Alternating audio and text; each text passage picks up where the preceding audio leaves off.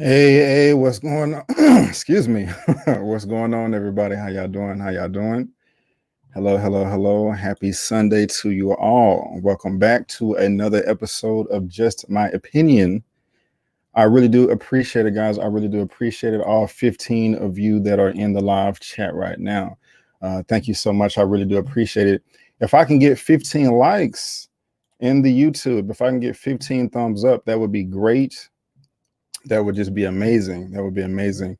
And I probably will go ahead and get started when we get to about 30 viewers, 30 people in the live chat right now. Got 19 likes now. Excuse me. So come on into the room. Hope y'all are having a good Sunday. I am. Your girl is back. What's going on, Miss Tamar C? How you doing? Good to have you. What's up, Zia Latrice? How you doing? Hey. Hello, Miss Shanny D. How you doing? What's up, One Journey? How you doing? I love it. Come on into the room. We got about 20 people in the room right now. Have y'all seen the Godzilla versus Kong trailer? What's up, E. Starkey? Welcome back, sir. Thank you for joining me again. And live is just what I need to suit off this shrimp and grits dinner. All right, I gotta put that up. Where's the cursor at? The shrimp and grits for dinner. I'm not mad at you. Hello. Come on into the room. Have y'all seen the Godzilla versus Kong trailer? Why is my voice going out? Excuse me. We're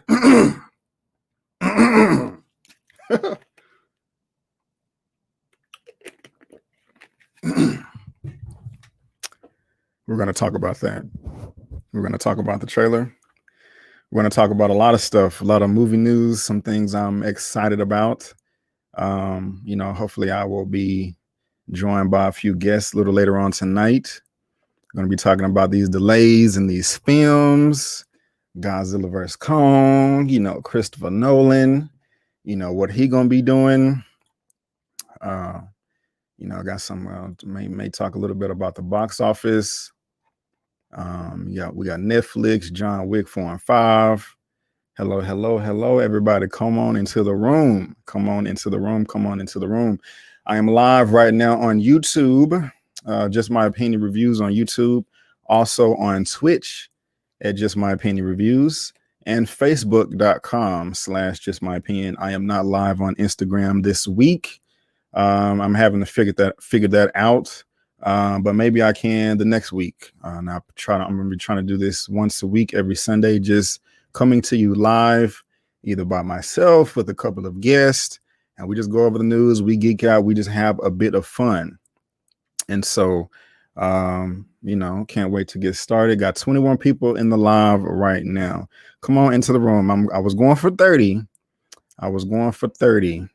Yeah, but kind of towards the second end of the evening, I am going to be talking just strictly comic book stuff, particularly Marvel. There really hasn't been anything introduced in DC. And I can't wait to talk about it, you guys. One Journey said, yes, you saw the trailer. Yes. I sound like I have a cold. I do. Is it the mic or is it just my voice? Because I thought I checked the mic set and I thought I was good. Yeah, it looks, and I'm actually, because I have done one of these and used a default mic and I was pretty upset about it, but I'm behind on WandaVision. I mean, how far behind are you? We're only on episode 3. Just so you know, I'm a lady. Oh my goodness. Am I shy? My bad. My bad. Now I know.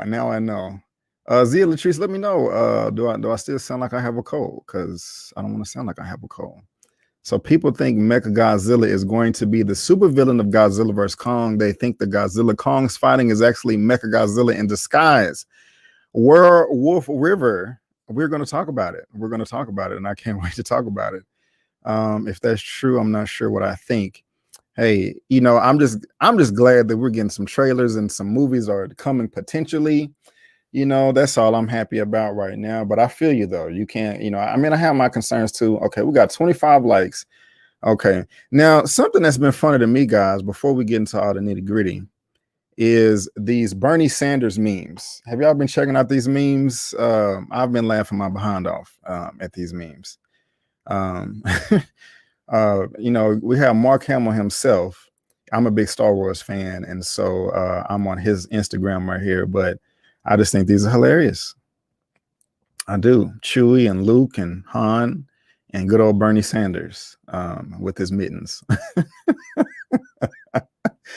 But man, there's like a billion of these things out there, you know. Yeah, all those memes yeah, these are funny. Classic shot right there.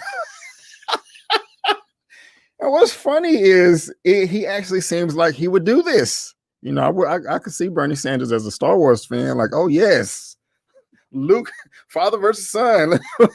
I could actually see that. So I'm loving these. I mean, we can be here all day going over these memes. You know, they got a ton of them.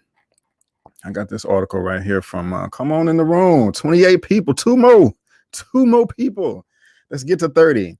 Here are some Bernie Sanders memes. You know, actually, one of my favorites is the one here. They got them right here in Wakanda. Is the one with on Friday with Smokey. You know, that one is very funny to me. Let me see if I can pull that up real quick, like for you guys. Yeah, can y'all see that? That's funny to me right there. Oh, we got 32 people in here, but I'm having fun with these memes. You know what I'm saying? What's up? What's going on? Yeah, these Bernie joints are a mess. That is perfect. They got them with the shorts on, like they are doing the dang thing over here. You know, yeah, you can have fun with this all day. You know, let's bring in 2020 right with some positive energy and some laughs. You know, yeah, let's just try to do that. Let's just try to be positive, man, and you know, and move around the best we can with what we got. They got them way up there, and that's dangerous. You know, hey, how y'all doing? How y'all doing? Yeah, not the Friday one. Yeah, it's pretty funny. And then you got good old Bob Ross. Good old Bob Ross. He's not with us anymore, but I think he either came on Channel 2 or Channel 13. And, you know, I was born in the early 80s, well, mid 80s, and I watched him as a child, you know, panning little Bernie, little tree right here, little Bernie. So, yeah. And we got the, what is this right here? I was going to say The Land Before Time. Oh, my goodness. Why can't I think about Indiana Jones? Man, Indiana Jones. Oh, what's going on, Hodges Law Office? How you doing? I don't think I've seen the Janet Jackson one. I don't think I've seen that. Good old Jerry Springer. Man, remember when Jerry Springer took over TV? It was more popular than Oprah. I used to watch some good old Jerry Springer, man, and all them. But it's just funny. It's funny to me. This is crazy. This is crazy. And so, how many people we got in here? We got 33. And I said, but I'm having so much fun with these memes. Okay, I don't want to lose anybody, but man, they got them on the Game of Thrones. They got them right here next to Deadpool. What y'all saying in the chat? Yeah, this is a mess. They got them. This is nuts. This is just fun. I never saw that one. Man, this is crazy. Oh man, I can do this all day. Cause I mean, I was looking at them, but I wasn't. I was like, nah, let's do Bernie Sanders memes on Sunday, you know? And so a lot of these are a surprise to me. I wanted just to download like a ton of them and put it on the slideshow, but I couldn't put that together. But anyway, enough with the memes. Let me see what y'all saying. Hello. Yes, the Janet Jackson one was the worst. Hold on, let me try to look that up real quick. Bernie Sanders memes. Janet Jackson. Let's see. Okay, I don't think that is one of them. They just have a picture of Bernie next to Janet Jackson. Oh God, I gotta show y'all this one right here. I'm sorry, this one right here is funny to me. He out there with Thriller. I don't know if you can DM it to me real quick, the Janet Jackson meme. If y'all wanna DM me at justmyopinion84. I may do more Bernie Sanders memes a little bit later on. So anyway, but what y'all saying in here? Yeah, no mistake, just happy Bernies. Excuse me. Laughing. Okay. Well, I'm gonna go ahead and get started. I don't know if I'm gonna be rolling solo tonight. I don't know if part of the my guests are gonna show up, but you know, hey, we're just gonna see. We are just going to see. And again, thank you very much to all 36 of you that are joining me right now. I really do appreciate it, guys. I really do. Thank you so much. I am live right now on YouTube, Just My Opinion Reviews, live on Twitch at Just My Opinion Reviews as well. Facebook.com. Oh, okay. Facebook.com/Just My Opinion. And yeah, Facebook.com/Just My Opinion. And I am not I'm not live on what you call it right now, Instagram this week. But I will try to be next week. Man, hurry up and load, because this is funny. I have to show y'all this. It's just funny. This is hilarious. Oh yeah, the Janet Jackson one it does take the win, but there you go. You know, we just having fun over here. But yeah, I did. That's hilarious. Thank you very much. Hodges Law Office. You know, that's just funny right there. But anyway, sorry Brandon, do you stream video game on Twitch as well? No. What is wrong with my voice? No, I don't. I haven't played video games consistently since I was about 18 or 19. But it does interest me. It is something that I want to get back into, hence me creating a Twitch account. And we'll see. Baby steps, baby steps, baby steps. But anyway, guys, again, I want to welcome you to the show. This is my movie news roundup. This is show number 2. I'm just compiling all the information of movie news, entertainment news that was released this past week. Pretty excited about it. Also, I'm going to try to do this once a week. We'll see. The second round, we will have like a Marvel hour, or I will. But here we go, guys. It is the not Marvel. I can't even wait to get to Marvel. It is the movie news roundup. As you see, we're going to be talking about this Godzilla versus Kong trailer. We're also going to be talking about Black Widow and when that's supposedly supposed to come out, because it was supposed to come out last May, and it was delayed to this May, and it may be delayed again. But before we get into all that, I just want to look at the box office real quick. This box office breakdown.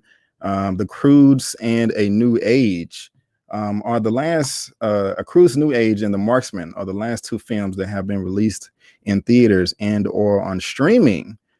This week there wasn't any new releases. I used to do box office all the time, but I stopped with the pandemic, and then Box Office Mojo changed their whole platform, taking away information. But anyway, I'm back today, and this is the weekend for January the 22nd through the 24th. And this is so hard to rank because, I mean, this is just not normal capacity. 2,000 theaters, if it's a big, conglomerate blockbuster, it'd be like 4,500 theaters. I wouldn't be expecting that from The Marksman anyways, seeing that it's in January, which is usually the toilet bowl season for films.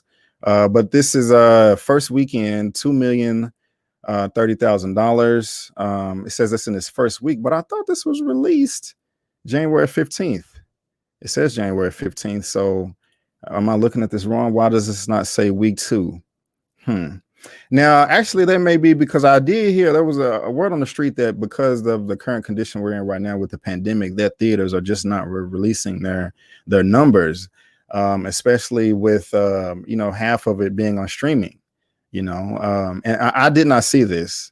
I didn't. And somebody got a birthday. I'm about to shout them out real quick. But I know Sharronda with Pay a Wait. She may pop in tonight. I don't know. But she did do a review. So you guys can go check that out. But The Marksman right now is coming in at number 1. Hold on. Who has a birthday? Happy early birthday, Zilla Trees. Happy birthday. Happy birthday. Yes. We're doing the birthdays. We're doing the birthdays. Thank you, Miss Aaliyah, for, I saw your comment. So that's what's up. Yes, and I am back for another live. But have y'all seen The Marksman? Did y'all like that movie? Did you like it? Let me see what it is on Rotten Tomatoes real quick. Marksman on Rotten Tomatoes.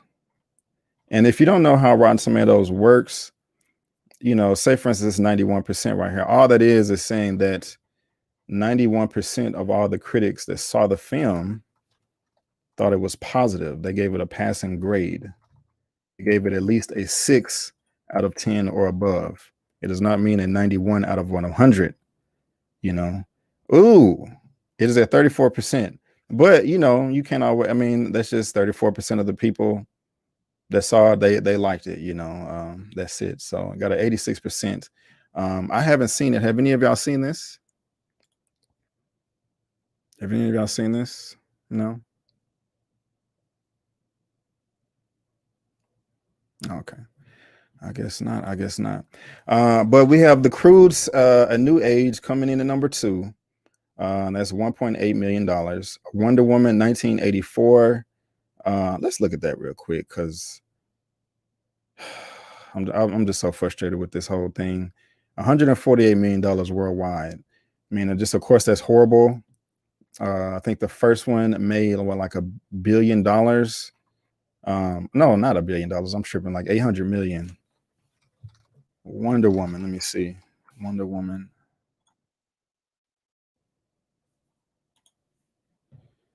Let's see. $822 million worldwide. And, you know, with Warner Brothers, you know, these guys right here, where they at? Oh, I got the wrong thing up.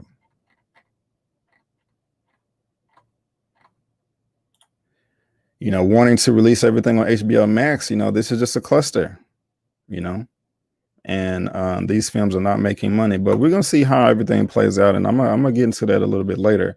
You know, but this was, released on Christmas. So we're just in a few weeks in right here. And it's not looking that good for Wonder Woman 1984. I don't believe the studio has released, you know, how many new subscribers they have, you know, because of this, you know, if it's helped out. I'm really frustrated with Warner Brothers right now on top of everybody else. I mean, what they did, not communicating with everybody, is just insane to me. I don't know why they thought that was a good idea, but, you know, I don't want to jump the gun because we're going to be talking about that a little bit later on. And so anyway, certain critics, let me see what y'all saying. Just so you know, okay, I saw that. Certain critics are already posting spoilers for Malcolm and Marie. It's annoying because it's 2 weeks away. Yeah. And, you know, Sharronda, you know, she put up a review for that, so y'all can go check that out. I did a trailer reaction to it. I'm gonna try to check it out this week myself. I really wasn't feeling the trailer, to be honest with y'all. If y'all saw my reaction, I'm gonna go into it fresh, you know, keeping my you know, try to be unbiased and all that. I mean, I like Zendaya, I like John David Washington. You know, with it being black and white is different, something that we don't see in a while. And you know, I was within to change it up, but it just wasn't any chemistry to me between their characters. It did seem a bit forced. I was talking to a friend of mine and she was like, yeah, it does seem a bit forced. And you know, I don't know. We're gonna see. We're gonna see. Maybe I can talk about that a little bit later, but they didn't look like, I don't know. I don't know. I just really wasn't feeling it, you know. So anyway. I need to scroll down on these comments. I'm way behind. And yeah, you're very welcome, Zia Latrice. You're very welcome. But going back over to this box office real quick. News of the world. Have any of y'all seen this one right here? I don't have a budget for it, but right now that's $9.6 million worldwide. Let me see. A Civil War veteran agrees to deliver a girl taken by the Kiowa people years ago to her aunt and uncle. Against her will, they travel hundreds of miles and face grave dangers as they search for a place that can either call home. That's what's up. Well, I don't know. Then we got War from Grandpa. That's coming in at number 7. I did not see this. I saw the trailer. It did look funny. I saw the trailer. It did look funny. And so Pinocchio. Yeah. But anyway.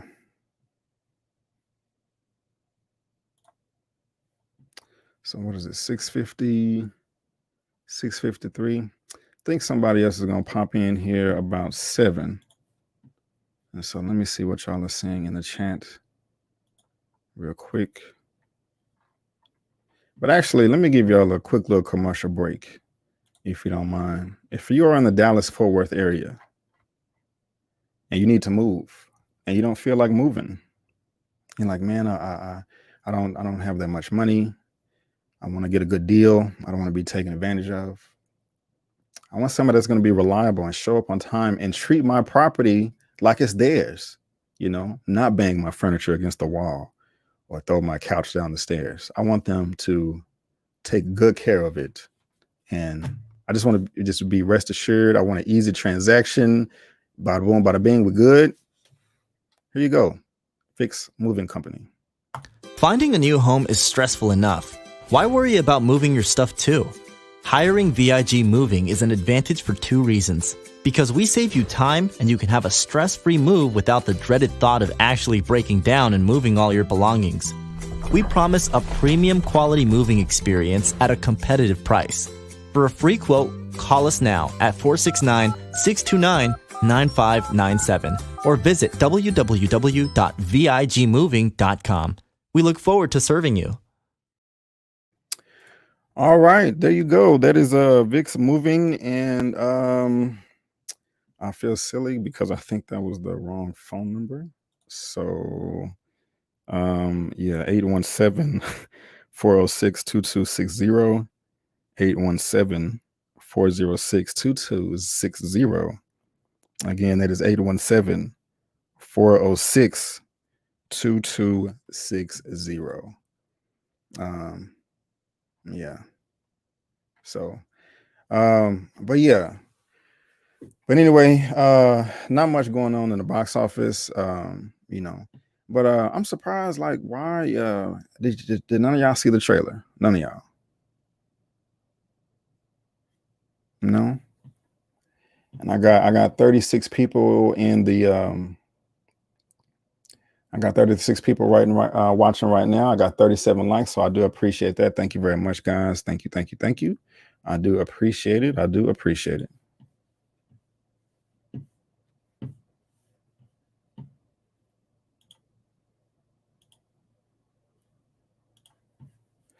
Also, have y'all seen One Night in Miami?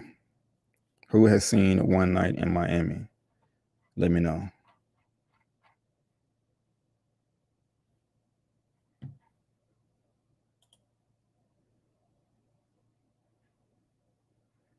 Yeah, y'all need to I'll be posting a spoiler review for that. I did a spoiler review with Malcolm. Shot that yesterday, so that's going to be coming out. You watched the first half. Yes. One Night in Miami was great. One Night in Miami was great. One Night in Miami was great.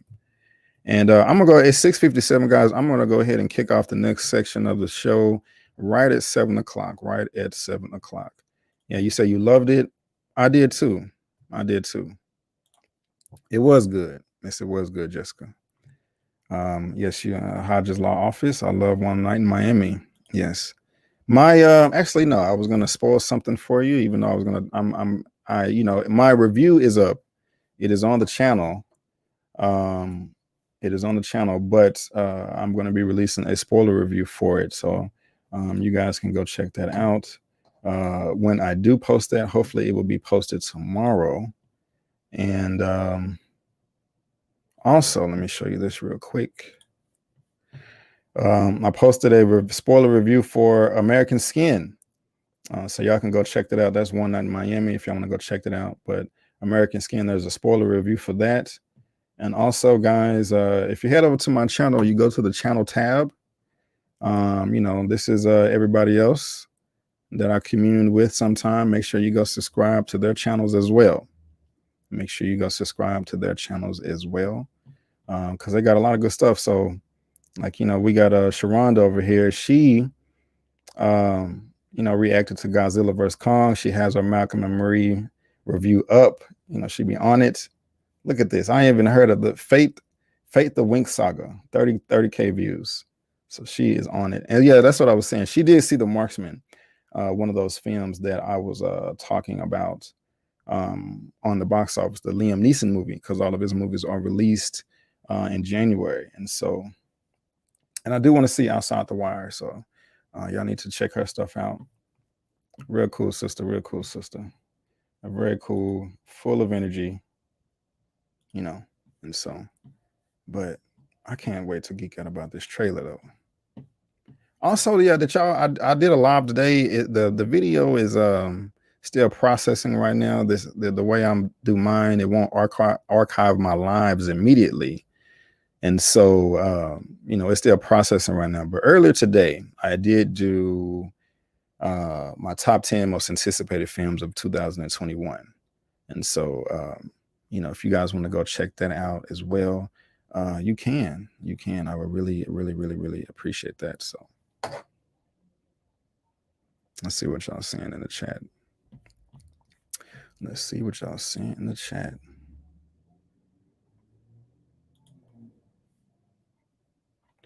But what are y'all looking forward to this year though? Like, if you could only see 3 movies, I want to know what they would be.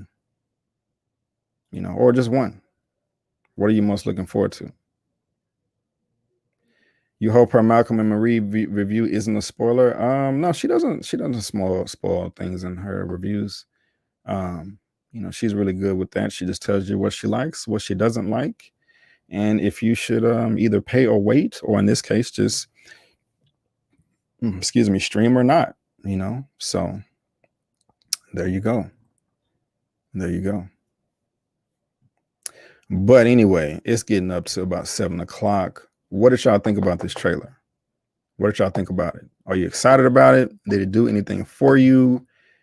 You know, how do you feel about the franchise? Because this is the fourth one in the franchise so far. This is the fourth one. You know, we had Godzilla come out in 2014, and that was okay. It was entertaining. You know, where are we at? It was, you know, this one right here. It was directed by Gareth Edwards. Okay, hold on. Let me see what y'all are. I asked y'all a question, and now you're answering it. Coming to America 2. I feel you. Godzilla v Kong, F9, and Black Widow. I can dig it. I can dig it. Godzilla vs Kong, Candyman, and Halloween Kills. Okay. Black Widow, Candyman, Mortal Kombat. Yeah, I gotta have that Mortal Kombat, man. God, that's the trailer I want. Woo! Woo! CTA. Why am I tripping? Why don't I know what that is? Mortal Kombat and Black Widow, hopefully. CTA 2. Why am I don't know. Coming to America 2. Gotcha. Yes. Matter of fact, yeah, that's coming out, I think, in March. I think James L. Jones just had his birthday, or is coming up. I think he's like 90 years old or something like that. Man, that brother right there. Yeah, you got to check out my top 10 most anticipated. You got to check out my top 10 most anticipated. You know, so you know, because some of those movies that you guys listed are on my list. You know, I wish it was available now for you guys to see, but you know, yeah. But going back to let me see, Halloween Kills, Coming to America, Quiet Place 2. Yes, and I'm gonna be talking about Quiet Place 2 later on tonight. Halloween Kills, I'm just not like a horror guy, you know. Like I mean, I'm gonna watch it. I seen the first Halloween, but that's just not something that I line up to. You know, I'm a scary cat. You know, I'm just being honest. Black Widow, if it ever comes out this year, for real. Yeah. Coming to America and maybe Venom. Coming to America, I'm feeling you on that, but Venom, man, if that movie just goes away and never comes out again, I will be just fine. I will be just fine. Because you know, what Sony is doing with the Spider-Man franchise it's just, you know, I'm not really feeling it. So, but you know, you're entitled to your opinion. You know, I'm not knocking you for it. Not knocking you for it at all. But as far as Godzilla is concerned, you know, which ones y'all feeling so far? You know, the most, because this one right here was just okay to me. You know, it was something that we haven't seen before. You know, I was going into this like, wow, you know, we have this new Godzilla movie and they're so big, and the studios have the money now and the effects, and so this is going to be nice. This is going to be badass. And I walked away like, you know, okay, it was cool, but I wasn't just like, oh my God, this is freaking amazing. You know, it was nothing like that. And I don't have that one, but this one right here, Kong Skull Island, I love this one. This one was off the chain. You know, I even have it right here on Blu-ray, you know, and I can watch this over and over again. You know, this one has Samuel Jackson in it. And it was just I was happy with what we had right here. Just kind of saying to myself, wow, okay, I can't wait. You know, if this is what we like, the first one in this franchise was okay, but if this is what we're in store for, if they can keep doing this right here, then hey, we have a winner on our hands. You know, I remember I did a review for this as well years ago, 3 years ago in 2017. I remember just how passionate I was raving about this movie. You know, it was good. It was good, and I really did like it. And so I was happy. I'm like, hell yeah, you know, we gonna have Godzilla versus the monsters next. Then eventually, you know, Godzilla versus Kong. You know, I was thrilled. But then this movie came out right here, the next one, Godzilla, King of the Monsters. Now, I do have this one on 4K. You know, I do like my physical properties. You know, because the audio and video quality is still a little bit better on the physical disc. But and I got this for technical reasons too. I mean, the audio track, the mix on there is quite good. But you know, this was disappointing. You know, I think they focused on some of the human beings and those elements a little bit too much. And I'm just like, man, what's going on? You know, why y'all do me like that? It wasn't horrible. It just I went in with such high expectations. I wanted to see these monsters throw down, and they did a little bit, but not. You know, I just wanted more. You know, and I mean, I don't care about the human beings. I just want to see them beat ass. You know, so hey, to run around, what's going on? I'm late, but I'm here. Hey, it's all good. It's all good. You know, we're gonna be here a while. So we're going back. Where we at? That's what I'm trying to do right there. So this one was, yeah, it was cool. None of them sucked. This one was cool. This one right here was awesome. Okay. This one right here, it was cool, a little bit disappointing. So I'm just like, okay, hey, if it's going back and forth, if they're kind of doing like this little seesaw action, you know, this one right here has to be off the chain. And I hope it is. And I hope it is. And I hope it is, you know. And you know, that just kind of brings me to the second segment of the show right here. I can't wait to talk about it. It's the trailer breakdown, baby, for this Godzilla versus Kong. My goodness gracious. It was lovely. I loved it. I loved it. I loved it. I loved it. But you know, we got this article over here. Oh, that's the wrong. I didn't mean to do that. From Collider. And Godzilla vs. Kong trailer breakdown. They have about 69 images to tease the MonsterVerse showdown for the ages, you know. And I mean, I have a few like steals in here, but I have to just go ahead and say, but let me go back to the comments too, so I can see y'all. One of the things that worried me, what's up, Moochie? How you doing? Hello, how you doing? One of the things that concerned me, I mean, I love the trailer overall, but it was something that they did at the very beginning where they showed that little girl, and they're like, she has a relationship with Kong. You know, you know, yeah, here's the little girl right here.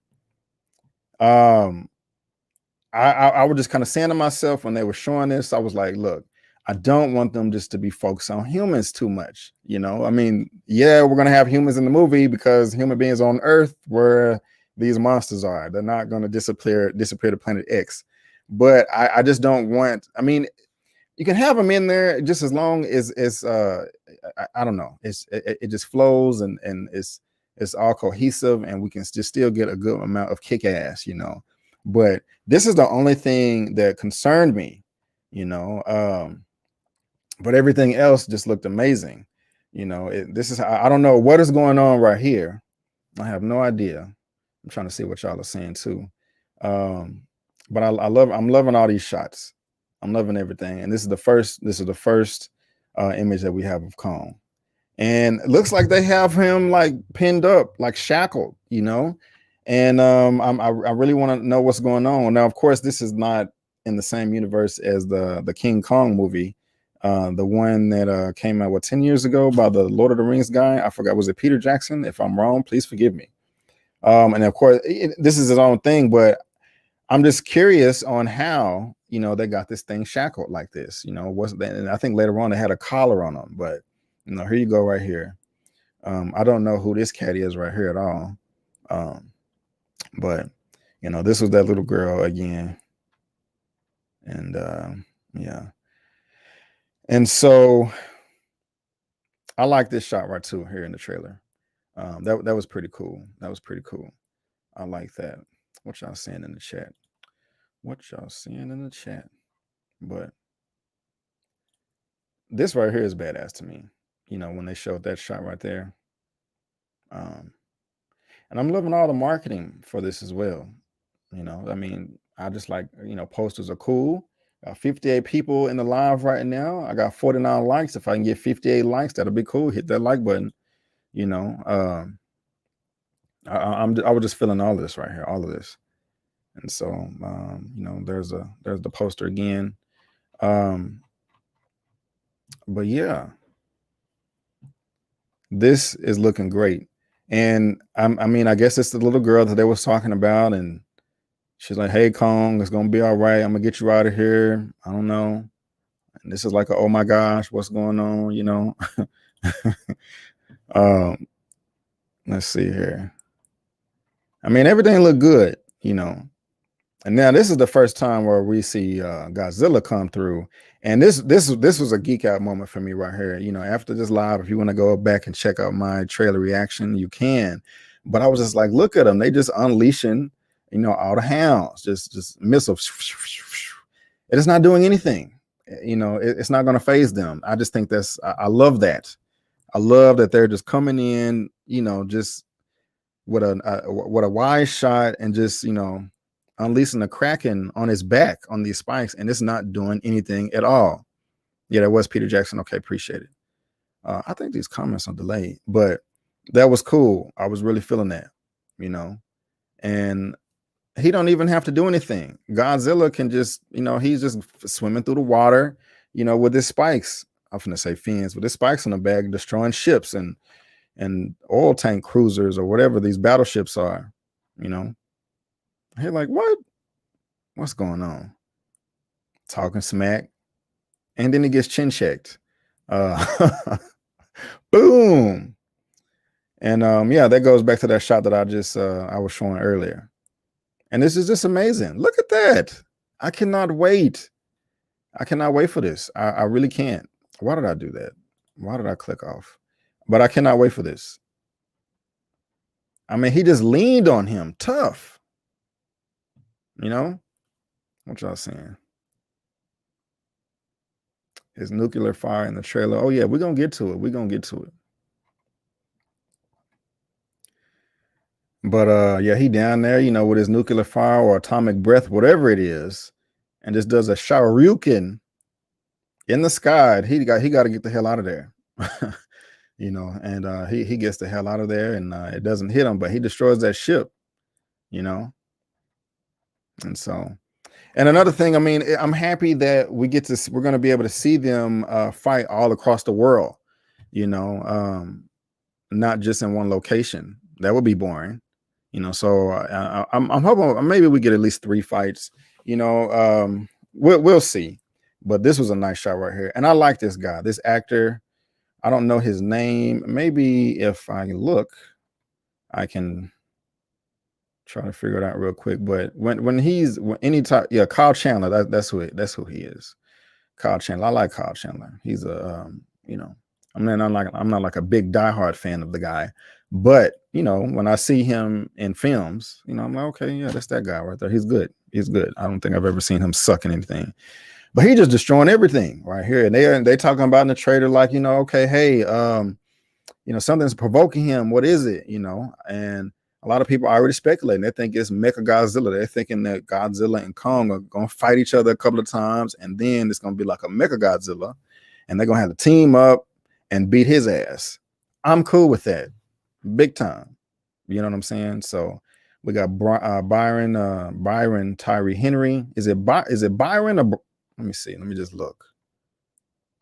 Brian Tyree Henry. Excuse me, Brian Tyree Henry.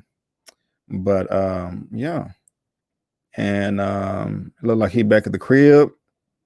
You know. Now what is this right here? What is this right here? We got spaceships. Let me zoom in. What is this right here to the? I'm gonna point to my finger. What is this to the left? Can y'all see the cursor? So right where his finger is, what is this little ship right here? Kyle Chandler was in the Yeah, Brian, thank you to Marcy. There are some similarities, but for the most part, no. A spaceship. Yeah, that's a Wakanda. That's a Wakanda spaceship. Yeah, what's going on right here? I want to know. I don't know, but hey, if it's good, if it makes the story better, then hey, I don't know what's going on with all this blue stuff. It looked like I don't have the best eyes, but I don't know what he had in his hand right here. But look like he's finna do some work. I don't know if this is gonna be a flashback or what. I don't care. It looks awesome. It looks nice. I can't wait. I mean, he is swinging bodies like it's nothing. Boom. Yeah, I can't wait. I cannot wait. I gotta give it up to Collider. They broke out these images all down and stuff, you know. I don't know what's going on right here with all this blue magic, you know. Kong, yeah, that's what I'm talking about. Agent Super Argo. Kong swinging Thor's hammer. Yes, he is. Yes, he is. And so I don't know what's going on there. But I can't wait till I get to this one part in the trailer where I was losing my freaking mind. But yeah, they throwing down right here. Oh, oh my God. Oh, oh my God. Man, this part in the movie better be badass, man. Okay, don't let me down now. Okay, you can't be tricking me, man. Look at it. Oh man, Kamehameha Hadouken. Ah, that looks amazing. That looks blinding. That's what we want to see, man. That's what the fans want to see. That's what the fans want to see. And Kong trying to take it. He like, oh, oh. Oh, he said, I ain't giving up.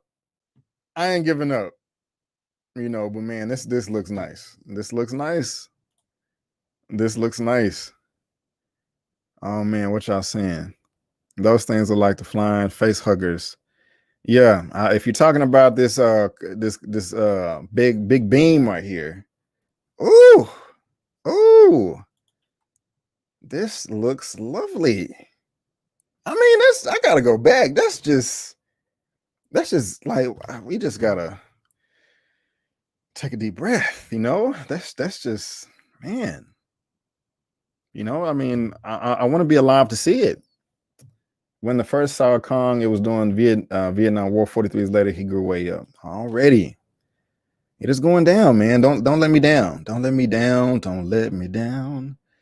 Godzilla vs. Kong. All right. Well, guys, I can't wait for that, man. I can't wait for that. Right there. Let me go ahead and get rid of this right here. But yeah, I can't wait for Godzilla vs. Kong. I can see all of Kong's dinner work. Yeah. I'm not mad. I'm not mad at you. I'm not mad at you. So what y'all seeing in the chat? Are y'all excited about this Godzilla vs. Kong as I am? Wow, Kong has cavities. That's funny. Leah thought that was funny too. I did. Yes, Kong has cavities. So, but yeah, I guess I'm going solo tonight, y'all. You know, that is all good. That is all good in the hood. You know, it is all good in the hood. But I want to see if these comments would catch up at all. Because these are behind. I want to see if anybody is saying anything about the Kong trailer.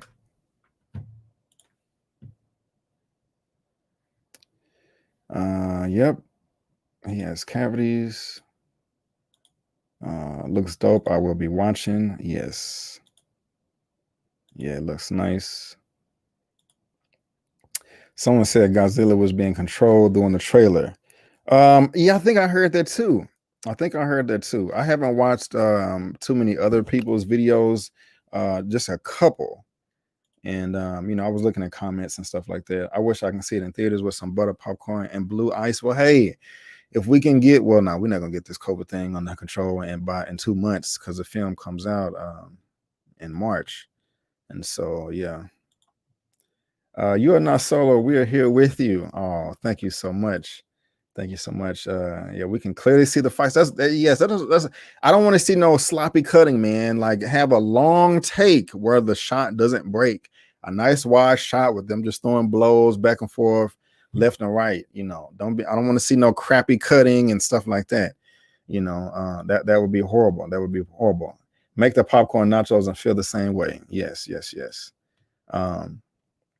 Will be great to watch in theaters with surround sound. Will be wonderful. The bar is low after the Wonder Woman 84 fiasco. Yeah. And I like Wonder Woman. A lot of people didn't. All the criticisms, are valid. I don't, I've seen a lot of people back up, like why they thought that movie was horrible. I would love to see this on IMAX. Yeah, I would too. And they're stupid for not releasing it. Like, they didn't film it with IMAX cameras. Which really does frustrate me. It really does frustrate me. I don't know what they were thinking, but whatever. But anyway, guys, I'm going to go ahead and move on to topic number 2. And for topic number 2, I mean, this topic right here is just like the bit of movie news that just keeps on giving. I mean, like, this is a mess. I've talked about this repeatedly.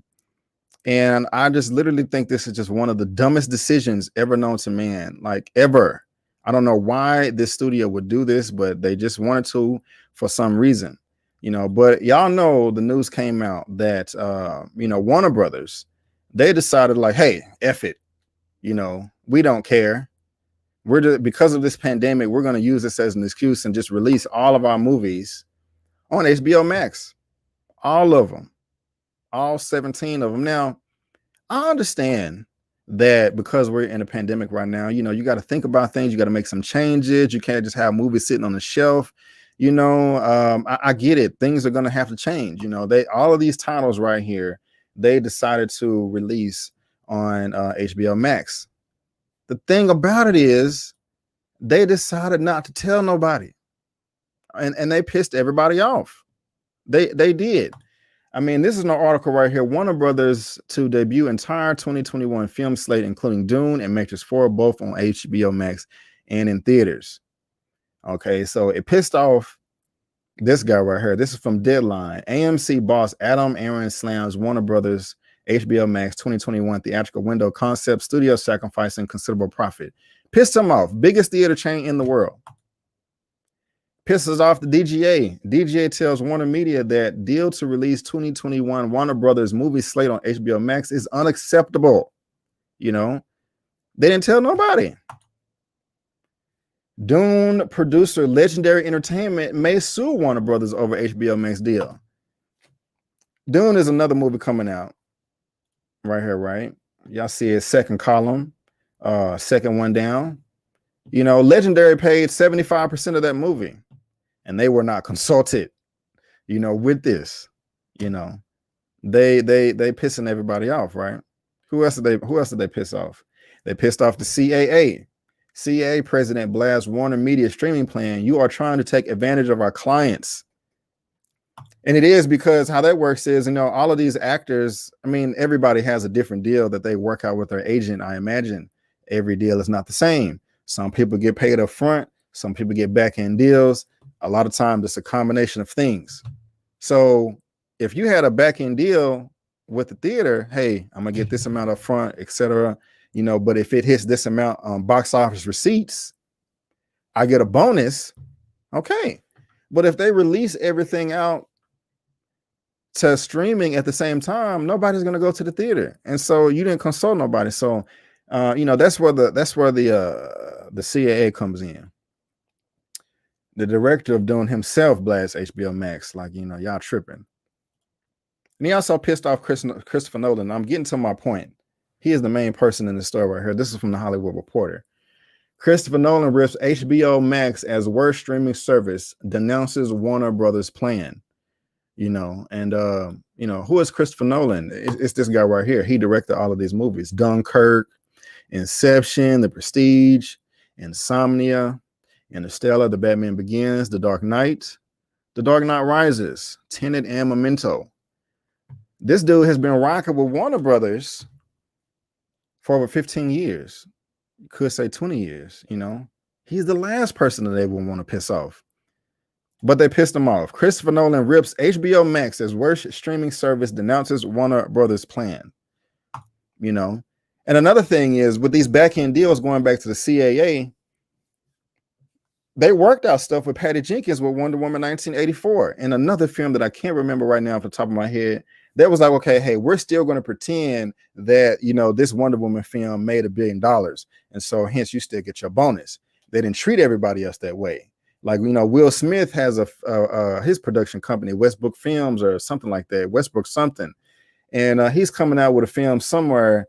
And it was like, I forgot, but it was a contract that this has to come out in theaters. And so they just not communicating, you know, with nobody. What y'all saying about all this? Anything at all? Well, hey. And so, like I was saying, they pissed off Christopher Nolan. Last person you want to piss off with him directing all of these films right here. But it looked like there was some light at the end of the tunnel. It did. Because I reported on this last week. This is from Bloomberg. Okay, that was like, all right, we know we messed up. Okay, we're going to fix it, right? It says Bloomberg, Warner Brothers guarantees filmmaker a payday for HBO Max. You know, talked about this last week. That was talking about, and there's a reason why I'm bringing it up again, of course. And they were just talking about, okay, since you gave these bonuses to everybody else, you know, we're going to give it to you too. You know, with all the directors, everybody, you know, what it looked like the deal that Patty Jenkins got with Wonder Woman 1984. You know, looks like all these other directors were going to get the same thing. They had something called like the COVID-19 multiplier. And so let's say, for instance, this is a big blockbuster, right?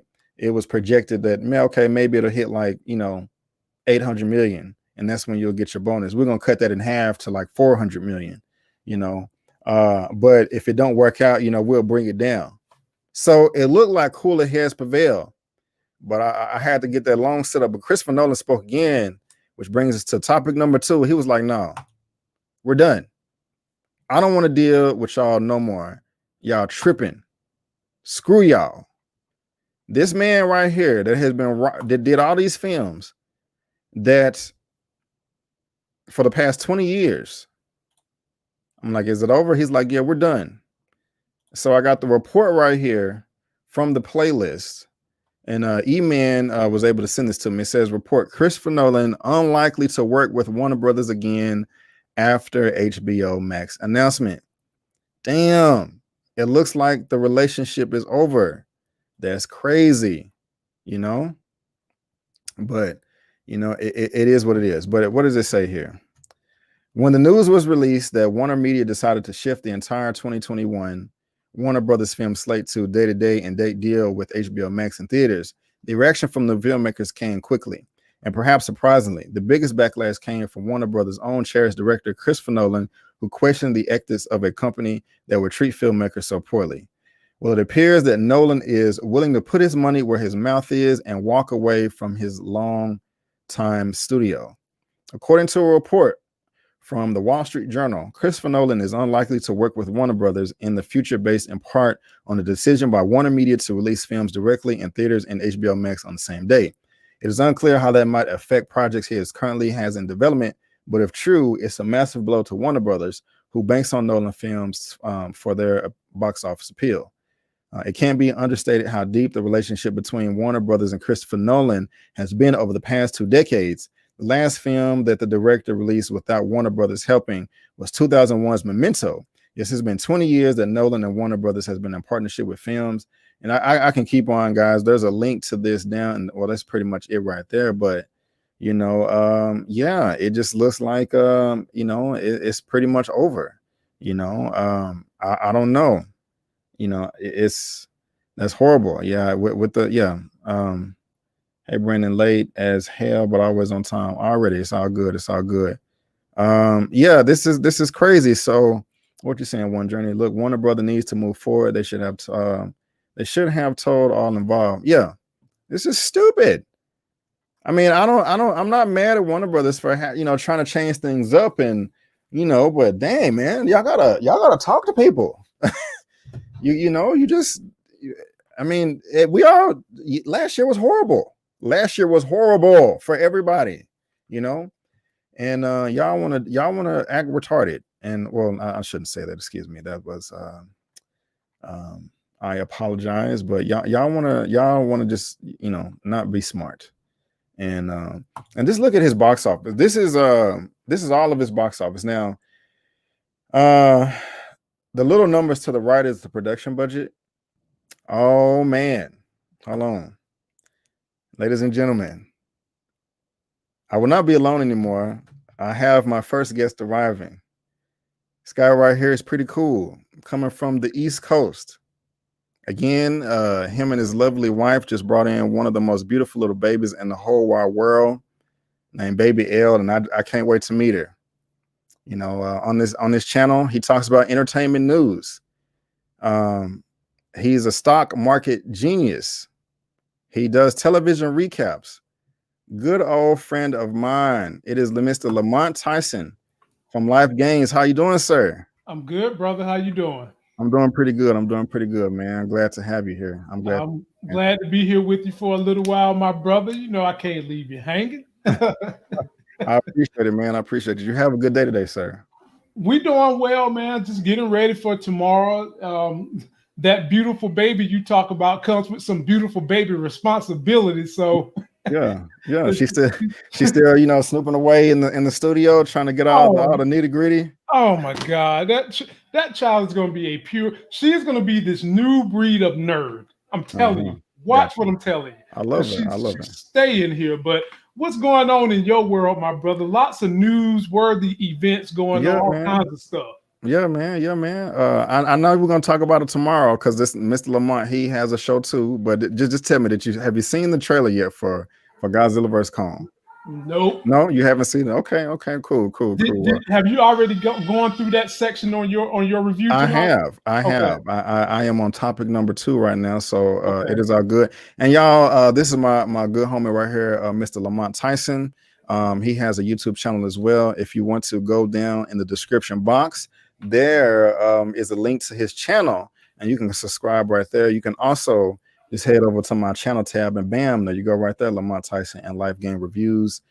He does television recaps, talks about entertainment news, also talks about the stock market and a bunch of other cool things.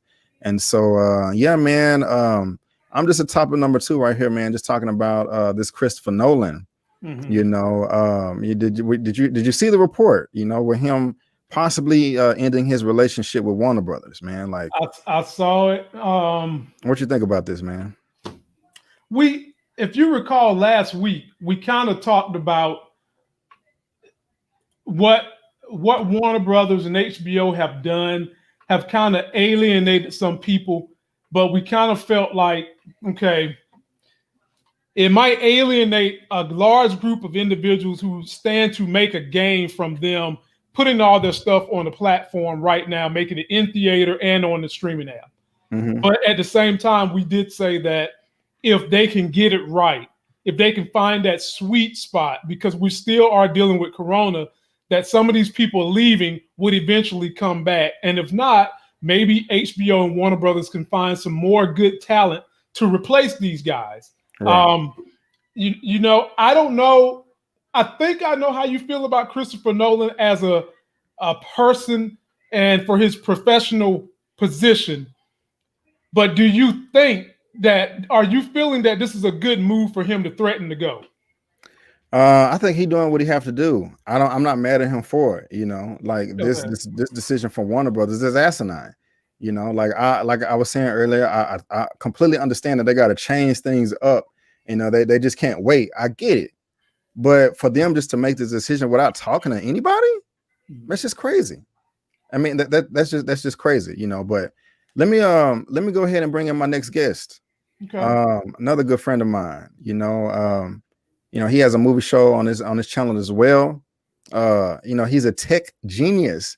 He does a ton of reviews on tech. If you want the latest camera, the latest phone, the latest light, the latest device, whatever, This man possibly has a review for it on his channel. He also talks about entertainment news. Very hilarious, real cool dude. I want to welcome to the show, and that is Mr. Larry. With Today I Feel Like. How you doing, my brother? How you doing? Oh man, I'm doing good, man. I'm doing good. I just want to say, Christopher Nolan, I'm not watching your movies, man. I can't believe you tried to make people go to the theater in the middle of a pandemic. Nah, bruh, not watching it. You're not. He's on an indefinite boycott. I'm not even bootlegging his stuff. I don't want to see it. What? Oh, yeah. You know? Oh, wow. And that's hard because I really want to watch Tenet because I want to see Denzel's boy in there, but you know, there's some things you can't get past. It's like I love Michael Bay movies, but if I found out that Michael Bay had stormed the Capitol, he'd have to be on a permanent timeout. Yeah, you man. know? I feel you. And I know you don't like what Warner Brothers is doing, but here's the thing. These companies are beholden to their shareholders, you know? And if they don't make money, these movies don't get made. Right. And let's just be honest, filmmakers and actors are cheap. They don't like hearing that. They like to value themselves probably way more than what they should, but they're relatively cheap. There are a lot of beautiful, talented people out there who are waiting for the opportunity to do something big. And if somebody says, if you don't give me my way, I'm pulling my talent back. What happens is the people that have the money, the people that finance them, they'll just simply say, cool, we'll go get somebody else that's talented, someone else that's beautiful, and we'll let them direct their own movie. We'll let them act in the movies. No. So you're I just want to make sure I understand you. You know, you're not in favor of what he's doing, saying that I'm done with Warner Brothers. You know, like you think he's wrong for that? To be honest with you, the fact that he's saying he's done with Warner Brothers, to me, it says, fine, be done with Warner Brothers. What that's doing is giving somebody else, a young filmmaker, an opportunity to move into his spot. You know, Warner Brothers might say, cool, you know what? You just freed up $250 million of budget money that we can now give to somebody else, that we can give to a young filmmaker, or 4 of them. Maybe we can just say, you know what? We've had 4 good-looking scripts on this table, and we have 4 directors who are no-name directors. We're going to give them each $50 million. Go do your thing. And we're still going to have $50 million left over, and all you need is one of them to hit. So, B. Avery, does that not sound like what I just said?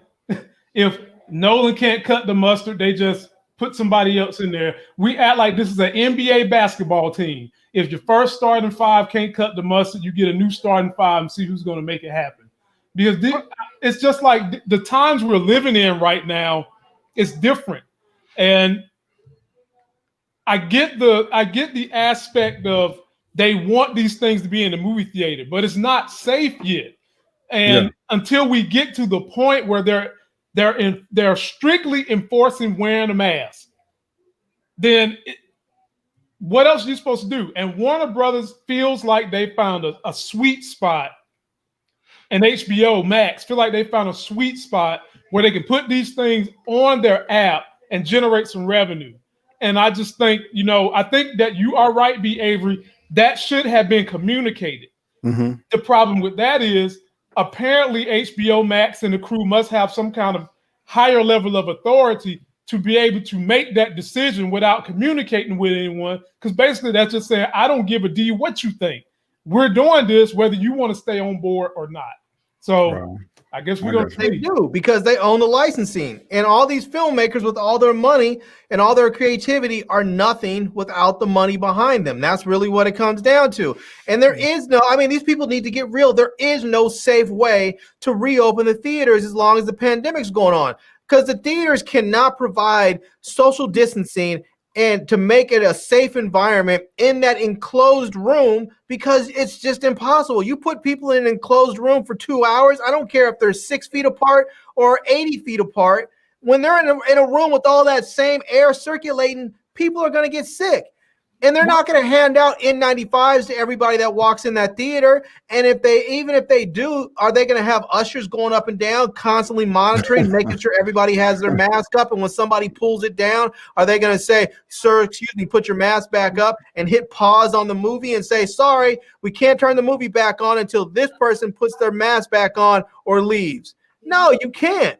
And so the theaters are not going to be profitable, which means they are, and theaters are operating on the assumption that if we can't make money, then we're just going to stay closed. And that makes perfect business sense. So, but what happened to B. Avery? You remember you came on my channel, I'm going to say maybe November last year. Mm-hmm. And one of the subject matters we were talking about was Walmart and some of the other movie theater chains was opening up their parking lot movie theater. What happened to that? Why is it that AMC and these people can't get themselves together to just have a drive-up parking lot movie event? It shouldn't take too much money at this point. Why are they not working on doing that if the directors and everyone is so upset that HBO Max is putting these movies that are coming out this year on the app? Why aren't they talking about how can we get people at the theater and charge them and let them stay in their car, something to that effect? That's a good question. Because they don't want to let go of their old business models. That's one reason, and I just don't know the logistics, to pull it off. I mean, people do go to drive-in movies. I have a married couple friend; they go all the time, and I mean, I hear that. So I don't know. What's up? Think about the reduction in air travel that we've had over the pandemic, right? Mm-hmm. People aren't flying as much, which means they have these ginormous airport parking lots sitting there empty. Why can you not just go in there, work out a deal with those people? Because these parking people, the people that own these parking lots have to be getting hit too. Why not make a deal with the movie theater companies to say, look, come over here. We can set up. We have this parking structure that has a lot that will hold a couple thousand cars. We can set up a number of different screens across this parking lot, cordon it off, and we can have you could probably have 4 or 5 different screens that can hold a couple hundred cars in each one of them. Mm-hmm. And you have your theater system right there outdoors. Right there. But they don't want to do that. They want to hold on to their same old stupid, antiquated business model that was failing before the pandemic and is going to continue to fail after. Because I can tell you right now, they can think, once the pandemic's over, once everybody gets vaccinated, things are going back to normal. No, they are not. They never will go back to normal. We are going to have to live with this for the rest of our lives. And the reality of it is that people may go back for a short period of time. There might be a little bit of excitement after people get vaccinated where people are going like, we're going to go out and we're going to do everything and it's going to be fun. And then all of a sudden people are going to get sick and they're going to be like the variant, such and such variant from the UK or such and such variant from South Africa or Brazil or Ireland or wherever doesn't respond to the vaccine. And so people need to keep their mask on and be wary. And all of a sudden, the movie theaters are going to tank again. What they need to do is go find a new, workable, long-lasting business model. Well, I feel you, man. Lamont, you got anything else real quick? Or? No, I mean, that was he handled the rest of what I was going to say. And I think if they want this thing to be the way it used to be, you're going to have to get creative. You're either going to have to put these things on streaming service, or you're going to have to get creative and set up some kind of an outdoor drive-through and maybe set up something with the local airways so that if everybody who has an FM radio can hit 97.2 and that's the sound from the movie into the car, something to like that. Me and Larry can write the business model for this if you really want that to work. If not, this is what they're going to have to do, B. Avery. You're going to have to get flexible like that and not to deviate, but there are still Marvel properties that we're waiting on from last year that we might not get to see this year, and there's stuff that was coming out this year that they're kicking back till fall, and I can tell you right now, it is not going to happen in the fall either. So I'm gonna get there. Let me ask you, B. Avery, how much would you pay? Like we talked about before on your show about Movie Pass and the AMC A-List Pass, where you can go see like unlimited movies like Movie Pass had it, and AMC A-List had Plus had it, where you can see like 3 movies a week. How much would you pay to be able to go see like one movie, or, a movie every, like 3 movies a week, or a movie every other day, or a movie a week, or a movie every how much would you pay? How much you said 1 movie a week? How much was Movie Pass? Do you remember? Movie Pass was only $10 a month. $10 a month, and you were able to go see a movie every day. I would do 20. I would do 20. Then they went up because they had to go up. At first they started at $50 a month, and then when they got a round of funding, they dropped it to 10. Yeah. And then they couldn't sustain it, so they started to go up. But AMC had their own thing, which I paid for. AMC had a thing where it was $20 a month, and you could see 3 movies a week. Right. And the great thing about it was you could see any 3 movies. You could go to every time I would go, the first of the month around the time, I would go see an IMAX movie because it was $23 at my theater. So I knew that one movie, $23, cuz? Yeah, so seeing that one movie paid for my pass every month. Wow. God. Well, so basically they just need to come up with a new business model, and just things are not working out. Is the gist everybody's saying, which brings us to the next topic. Perfect little segue. Okay. You know what I'm saying? Because things are just not working out for theaters, but there is this whole thing is working out for somebody. This company has not been hurt at all. No, nope. It seems like they're winning, and I own some of them, and he owns some of them. So that brings me to topic number 2, and that is Netflix with their new record-breaking success. And we're going to talk about it. Things are not working out at the theaters. This is a topic number 4, excuse me. Things are not working out with theaters, but for this streaming platform, things are working out. And I have the report right here from Collider. It says Netflix passes a subscriber benchmark so big it'll mess with your brain's buffering. And yes, we are still watching. Wow. In a Q4 2020 letter released to investors, Netflix discussed their present areas of growth, what the future might look like for them, and how they believe they'll fare in the increasingly crowding marketplace for the streaming content. And while the streaming content is indeed super crowded with behemoth companies making giant plays for relevancy, Netflix explicitly acknowledges Disney Plus' first year, 87 million subscribers based in the letter. Netflix still believes they're the top dog. And frankly, they've got the numbers to back them up. The end of 2020 brought Netflix's total number of paid subscribers to a whopping 203.7 million, with an additional 37 million subscribers in the Star for Entertainment Climate of 2020. This started in 2020, guys, in March, and they got like 37 million subscribers last year. That's dope. This number is absolutely wild, yielding seemingly incontrovertible proof that Netflix is a pandemic-proof economy generator. In fact, a pandemic where no one could go anywhere likely helped them out in the long run. And now Netflix is projecting a 2021 where they'll break even instead of lose money for the first time in a long time. Their total net cash loss dropped from 1.5 billion in 2019 to just 138 million in 2020, and Netflix believes that the trend will continue. Larry, I'm gonna pass it to you first, sir. What do you think about this news for Netflix? What do you think about these numbers? What do you think about this report? The floor is yours.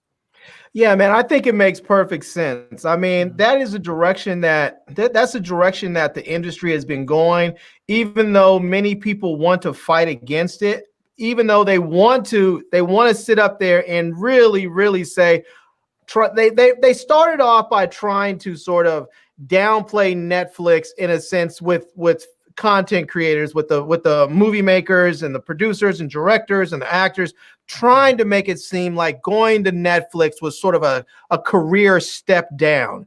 Like right. Sort of how they used to try and make it seem with TV. They used to try and make it seem like, oh, big movie stars shouldn't do TV. That's a step down. You're going backwards in your career if you go to TV. And but what happened is you had people who have disrupted the industry like HBO did when HBO came out and started making these really excellent, well-written, cinematic type TV shows like Oz and The Sopranos and The Wire and all these, Game of Thrones. People don't think of TV as a step backwards. In fact, you're finding more and more of these movie stars wanting to go back into TV. And now when you have Netflix that is creating more and more original content, what's going to happen is you're starting to see things like Warner Brothers doing their thing, where they're just stuff that was set for the theaters, bringing them in onto streaming directly. What you're going to start seeing more and more of is just people saying, no, we're not interested in buying rights to that script or to that book or anything else for the theaters. We want that directly to streaming. We want to buy that for our streaming platform. And that's where it's going to go. So, I mean, we saw it with Will Smith with that movie he did with the orc. Right. You know, I was just about to bring it up. Right. Yeah. I mean, you're going to see more and more of that where they're simply saying, we're going to put the big blockbusters on our platform. Like, I wouldn't be surprised if we see James Bond instead of, you know, maybe not the next one, but I wouldn't be surprised if maybe the 2 or 3 Bonds from now, we see that the bidding war to have Bond is not even to go to the theaters. It's to put it directly on Netflix or HBO Max or whatever other streaming platform out there, Apple TV Plus. I wouldn't be surprised if we start seeing bidding wars on these really hot properties to go straight to streaming. Right on. I mean, that's what it is. If the theaters need to get their act together, because if they don't get on with the program, the rest of the world is moving on. And eventually people are just going to be like, I mean, let's not be real. I know people like to get out and about, but if I have the opportunity to watch a big blockbuster movie at home, or watch it in the theaters, I'm watching it at home.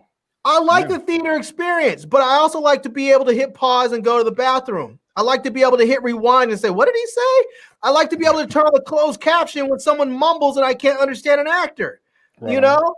So, I mean, the home theater experience has a lot of advantages. And even though I like the actual movie-going theater experience, I don't like it more than I like it at home. Now that I actually have a theater system at home, like I have my 70-inch TV, I have a good sound system, I'm comfortable here. And I think now we have, I mean, Netflix in a sense has become a verb, like how people talk about Google something. People talk about, I'm just going to go home and Netflix it. What are you going to do? I'm just going to go home and Netflix and chill. They may not even be talking about watching Netflix. They may just be talking about turning on HBO Max or Disney Plus or watching, you know, Showtime on demand or something. But what they're using in Netflix is a verb. And whenever something is used as a verb, you know that company is here for the long haul. They are. I was just about to say that. Right on. Lamont, what you got, man? They're paving the way. They're a trailblazer. Everybody is going to have to either get with the program, and you can't beat them, you join them. This should be the model for everybody in the movie and TV series program right now. And I definitely agree that their business model is something that transcends the COVID era, because everybody nowadays has a nice, large TV at their home. Everybody does. Right. And you can sit in the comforts of your home with moving surround sound and watch it. Now, mind you, I still like the theater experience. I still like to be able to go with my geeks when Marvel has something coming out, whatever. But the issue we're fighting right now is it's not safe to do that. My wife got COVID. She's a doctor. You know, I'm technically not supposed to be going anywhere right now. Everybody's on restrictions here.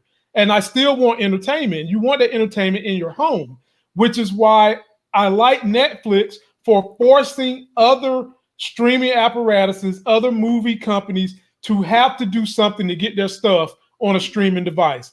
Having said that, the next great investment, if you guys can't afford to spend the $500 Netflix did, because when that earnings came out, the very next day, Netflix went up a whole $100 per share.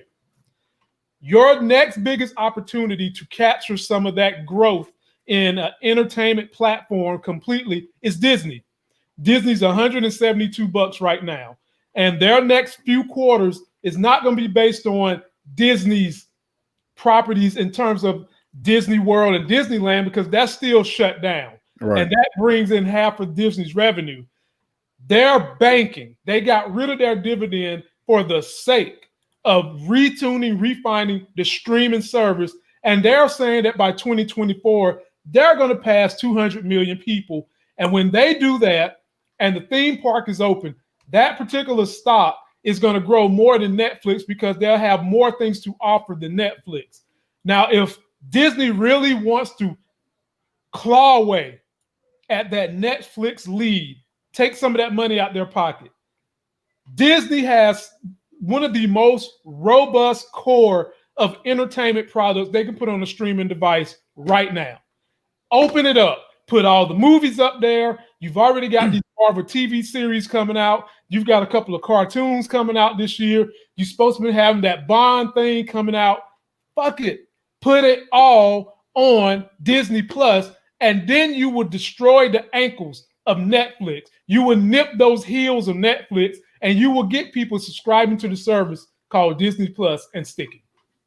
Right on. I'll tell you, I have to disagree with you on that in some respect, because the reason why I think Netflix is going to be safe is Netflix has the freedom to acquire content from everywhere, where Disney is all Disney property stuff. It's all Disney property, whether that be, ESPN Plus or Disney or Marvel, but Netflix can go anywhere. You go open up Netflix and they have content from some random producer in South Africa, or from some guy who created a short mini series in Australia, or some producer who made a 200 episode TV series in China. I mean, they're acquiring content from all across the globe, and it's wonderful content. It's fantastic. Disney can't do that.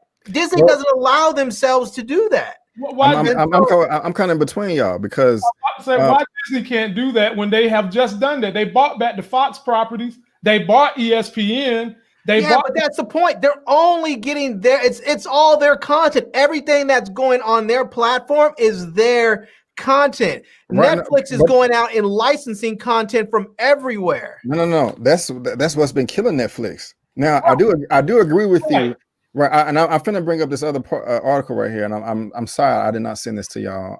I found it today, but I do agree with you, Larry, as far as Netflix is going to be safe, because prior to this report, I was going into this like, Netflix, man, y'all keep losing each year. Y'all are in the negative, billions of dollars, because y'all spend so much money on original content, and so, but now after this report, I'm like, okay, they are going to be safe, because one of the things that really just stood out to me is this last line right here is saying their total net cash loss dropped from 1.5 billion in 2019 just to 138 million.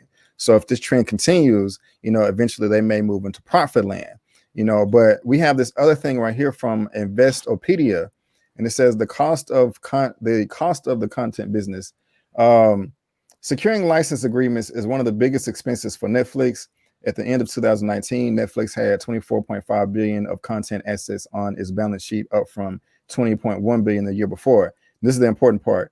Of the licensed content accounted for 14.7 billion in 2019 and 14.08 billion in 2018, the company is devoting more of its financial resources to developing its own TV programming and film, and it had 9.8 billion in produced content in 2019 from 6 billion in 2018. And if you keep reading, one thing I just took from that is like one of the things that was killing them is that they spend so much money on licensing fees each year to obtain that content. That's one of the things that was killing them to me. But I mean, I guess they had a plan and they stuck to it, and they're turning it around now. So while their net loss is going down, but it's just my. I think a lot of that is I think they're thinking of the entertainment industry and the movie distribution industry in the same way that Amazon was thinking about products. They're doing certain things as loss leaders. They know that for a period of time they're going to lose money so that they can make it up on the back end.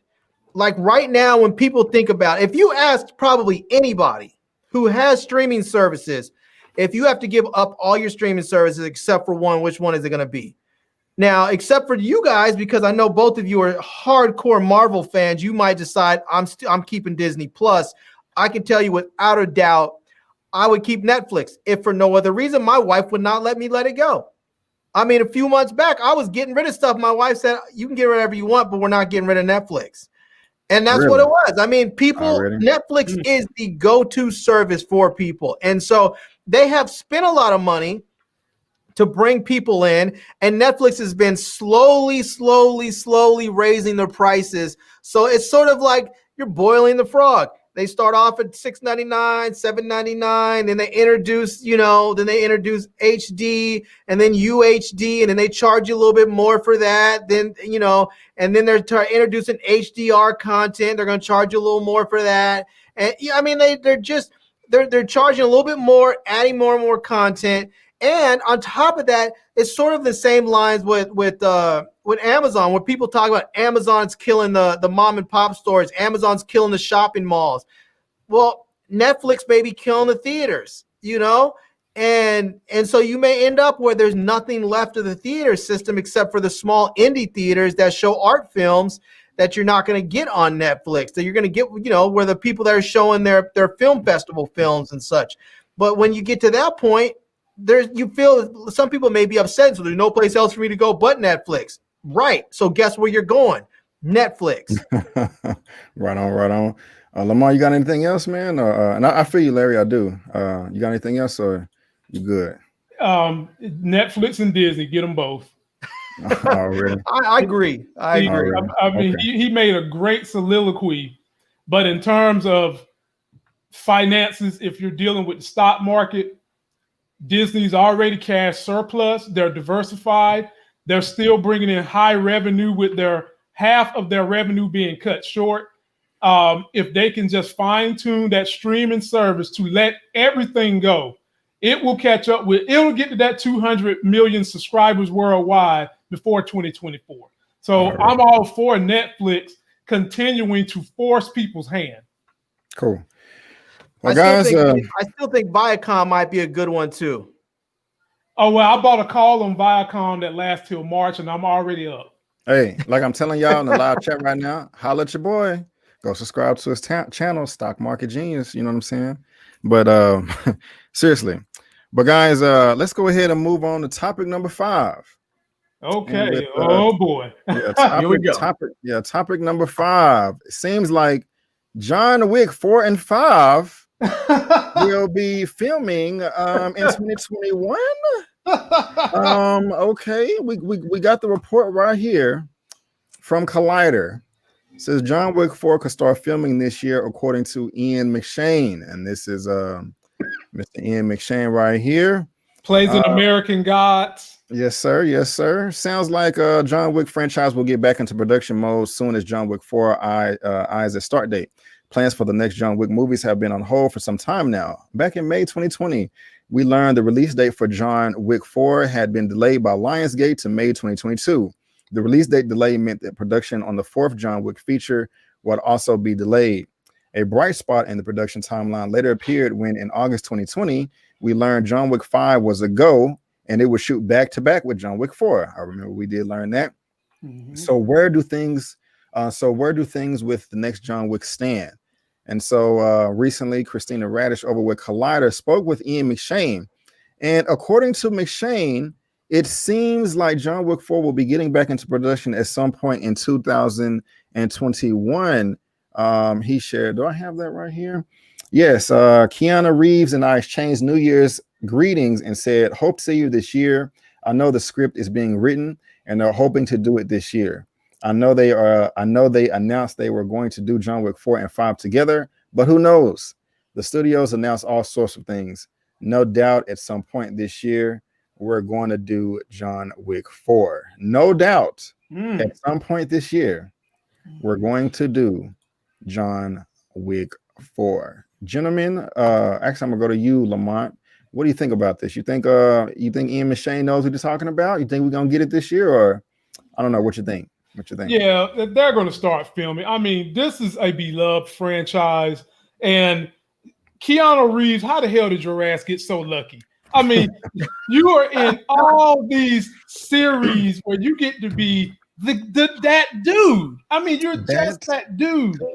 And it's been amazing watching him be the type of character he has been in these John Wick films. Loved Halle Berry in the last one, her fine self. Halle Berry. Liked him, like the dog. It was just great, fantastic. He's a great actor. I like the script for the most part. And so he's not a great actor. He's a fun actor. Yeah, I agree with that. Watch. I agree with that. I can definitely agree with that. And as long as they can do this, and it doesn't seem rushed when we get to the final product, I don't see why they wouldn't go ahead and do it. But what I really would like to see, I want to see a mashup of John Wick with the Equalizer on the same screen, maybe even throw in a little Liam Neeson into the same movie with these brothers and see what we can get done. Make that part of John Wick 5. Yeah, I don't mess with Liam Neeson anymore after what he said. Right. That's right. That's right. You done cut him loose. But yeah, I don't mess with him anymore. But I'm definitely down to see the Equalizer on there. Definitely. You know, I like when studios do this, and I think that more and more of them should do this. This whole making the sequels together. Right. I think that if you truly believe in the franchise, if you believe in the scripts, if you believe in the stories, I think you make that investment to make them together. Not only does it ensure that you get the projects done and out in the time frame for which you want them out, it's cheaper. Because imagine with Lord of the Rings, imagine if they made the first one and then came back and said, we're going to make the second one now. They might not even be able to afford it. By the time that first one came out, everybody in there was a star. Everybody was like, this is incredible.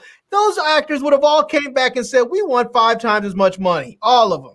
And they would have had no choice but to say, okay, you know. So I think it makes just good business sense if you believe in it, especially something like John Wick that's already been a proven, you know. I mean, John Wick is like, it is a weird combination of a commercial success and a cult classic. People love this film series. They absolutely love it. Yeah. And they should make it together. Somebody had mentioned the Expendables in the comments section. They should do the same thing. They should go out and make the next 2 Expendables, and it would be fantastic. Yeah. And it's proven, you know, I mean, we had all 3 of these films right here. No one knew what the first one was going to do. Mm-hmm. The second one to me was not as good as the first, but, you know, it was still a good film. I agree. Definitely agree, B.A.B. Definitely. Yeah. And then this third one right here, man, they just, you know, it was off the damn chain. It went in. So, I mean, and the thing is like they keep making money, you know, and they're not that expensive to make. So it would be stupid not to continue going forward. And also, since it's proven franchise with 3 movies now, I mean, why not make them back to back? You know, that's just genius. You know, I hope that Ian McShane is correct. And you know what he's saying, no doubt. You know, as long as they, you know, are doing COVID protocol and stuff like that, and being smart on set and doing what you need to do. Mm-hmm. You know, I'm cool with them filming both of them back to back. You know, I mean, we got this vaccine. Who knows who's gonna take it? But I mean, look, we're under new management now. You know, when is this coming out? Next May. So they're gonna probably start filming maybe in May, June, July, something like that. You know, they don't have to necessarily have to start a year prior, like it's a big Marvel movie or something like that. But I'm cool with it, man. You know, I love this franchise. Hopefully Ian McShane is telling the truth, because as far as theatrical releases go, I do want to get back to normal. I really do. So, you know what I'm surprised they haven't done with some movies is like with some of the like with HBO Max and Warner Bros. And all this, some of the properties that they've owned in the past. But I know they've done some of the stuff with like the prequel for The Sopranos that's coming out soon. But I don't understand why they have not made movies for like The Wire. Why they haven't made a Wire movie. Why they haven't made a movie for, you know, I don't know. I'm trying to think one of the other big things they've had out there. I mean, I know they've done Sex and the City, and those have been successful. They're on their 3rd or 4th movie now. Mm-hmm. I mean, people that have watched these HBO series absolutely love them.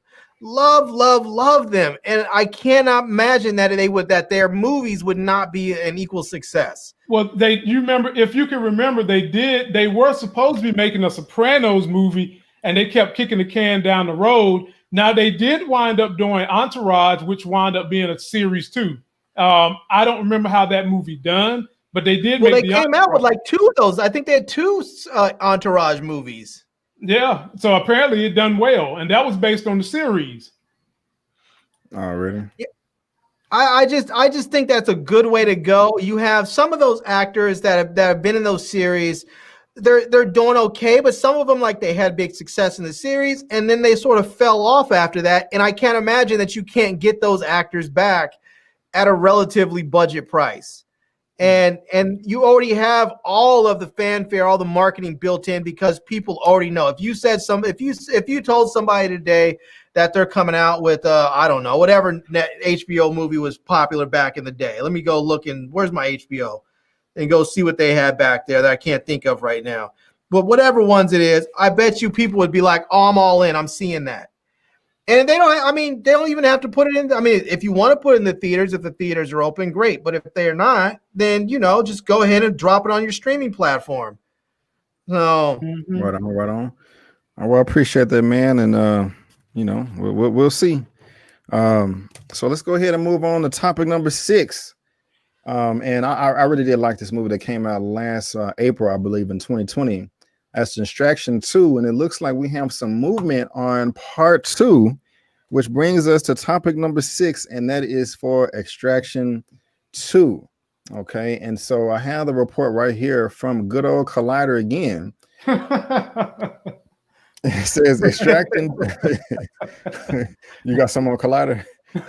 I'm gonna save it for a little bit. Okay. Extraction 2 director Sam Hargrove on filming plans, raising the action bar and expanding the Extraction universe. And so I don't know if y'all saw the first one, but I really did enjoy it. But Steve Weintraub over there talked to the director. He said that's still the case. COVID pending. That's kind of everyone's little caveat right now. But we're moving forward on it as we're shooting in the fall. Joe Russo, though he was one of the producers, did the Avengers Endgame, Infinity War, Civil War, and the Winter Soldier, is still finalizing the script. We're all excited to read it. I've read different iterations, but I'm excited to read what he turns in. We're all looking forward to getting back in the saddle and hopefully bring another action-packed adventure into the Extraction universe. He also just goes on to say, we talked about that. What do you say? Well, for starters, curious what kind of action that we're going to get from Extraction 2. So we decided to ask the director directly about the action. He's like, yeah, we talked about that extensively. Truthfully, I've always walked around my house or walked around town looking for ways to do something fun or different with action. I could have think as if there's a camera behind my eyes all the time. Like, what would that be an interesting way to capture this? Oh, that'd be cool. So I'm always cataloging and trying to get different, fun ways to capture action and different action set pieces that would be great. Joe and I talked a lot about that, pitched some ideas, bounced them around, and I'm just excited for this challenge. Larry, did you see the first Extraction movie? And I did, man. I did, and I loved it. And I'm looking forward to the next one. I'll tell you, one of the things that I loved about Extraction was all the behind the scenes stuff that they let out. Mm-hmm. I mean, as somebody who went to film school and has made a couple of little documentaries here and there, and just seeing the behind the scenes of how they make these big budget movies is so much fun.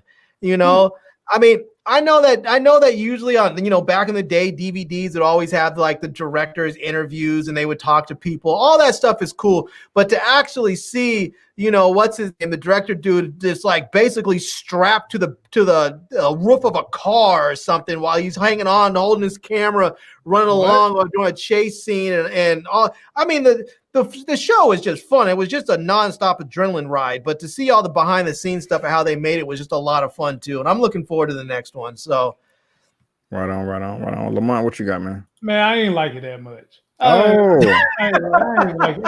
I mean, Larry talking about it like he made love to it. I mean, it was okay. Sometimes it becomes hard for me to see Chris Hemsworth in a different light, and I think that's what my barrier was. I did like the kid in the movie that he was trying to save, extract in essence. right. But that car scene, what can I say about that car scene? Just didn't like it. It was okay. You two have this energy for it that's way more than what my energy was. My energy was like, it was okay. It was okay. Mm-hmm. And I could live my life without having to see a part 2. But because I know how Hollywood loves the Hemsworth brothers right now, they are like the hot A-list celebs in Hollywood. I knew we was going to get another one, whether it was hot garbage or whether it was a hot apple pie. So, I mean, it is what it is. I will watch it and review it with you guys, but it was just okay for me. I got you, man. I will say this, Lamont. I think that because of that very thing that you said, that it's hard to see Chris Hemsworth as something else. I think for that very reason, for him, it's important to keep making this movie and other movies, because as an actor, the last thing you want to do is get pinholed or pigeonholed so that you can't play other roles. So that when you go and you want to play something else, that you're not even getting scripts, because people are like, well, we just see you as this guy.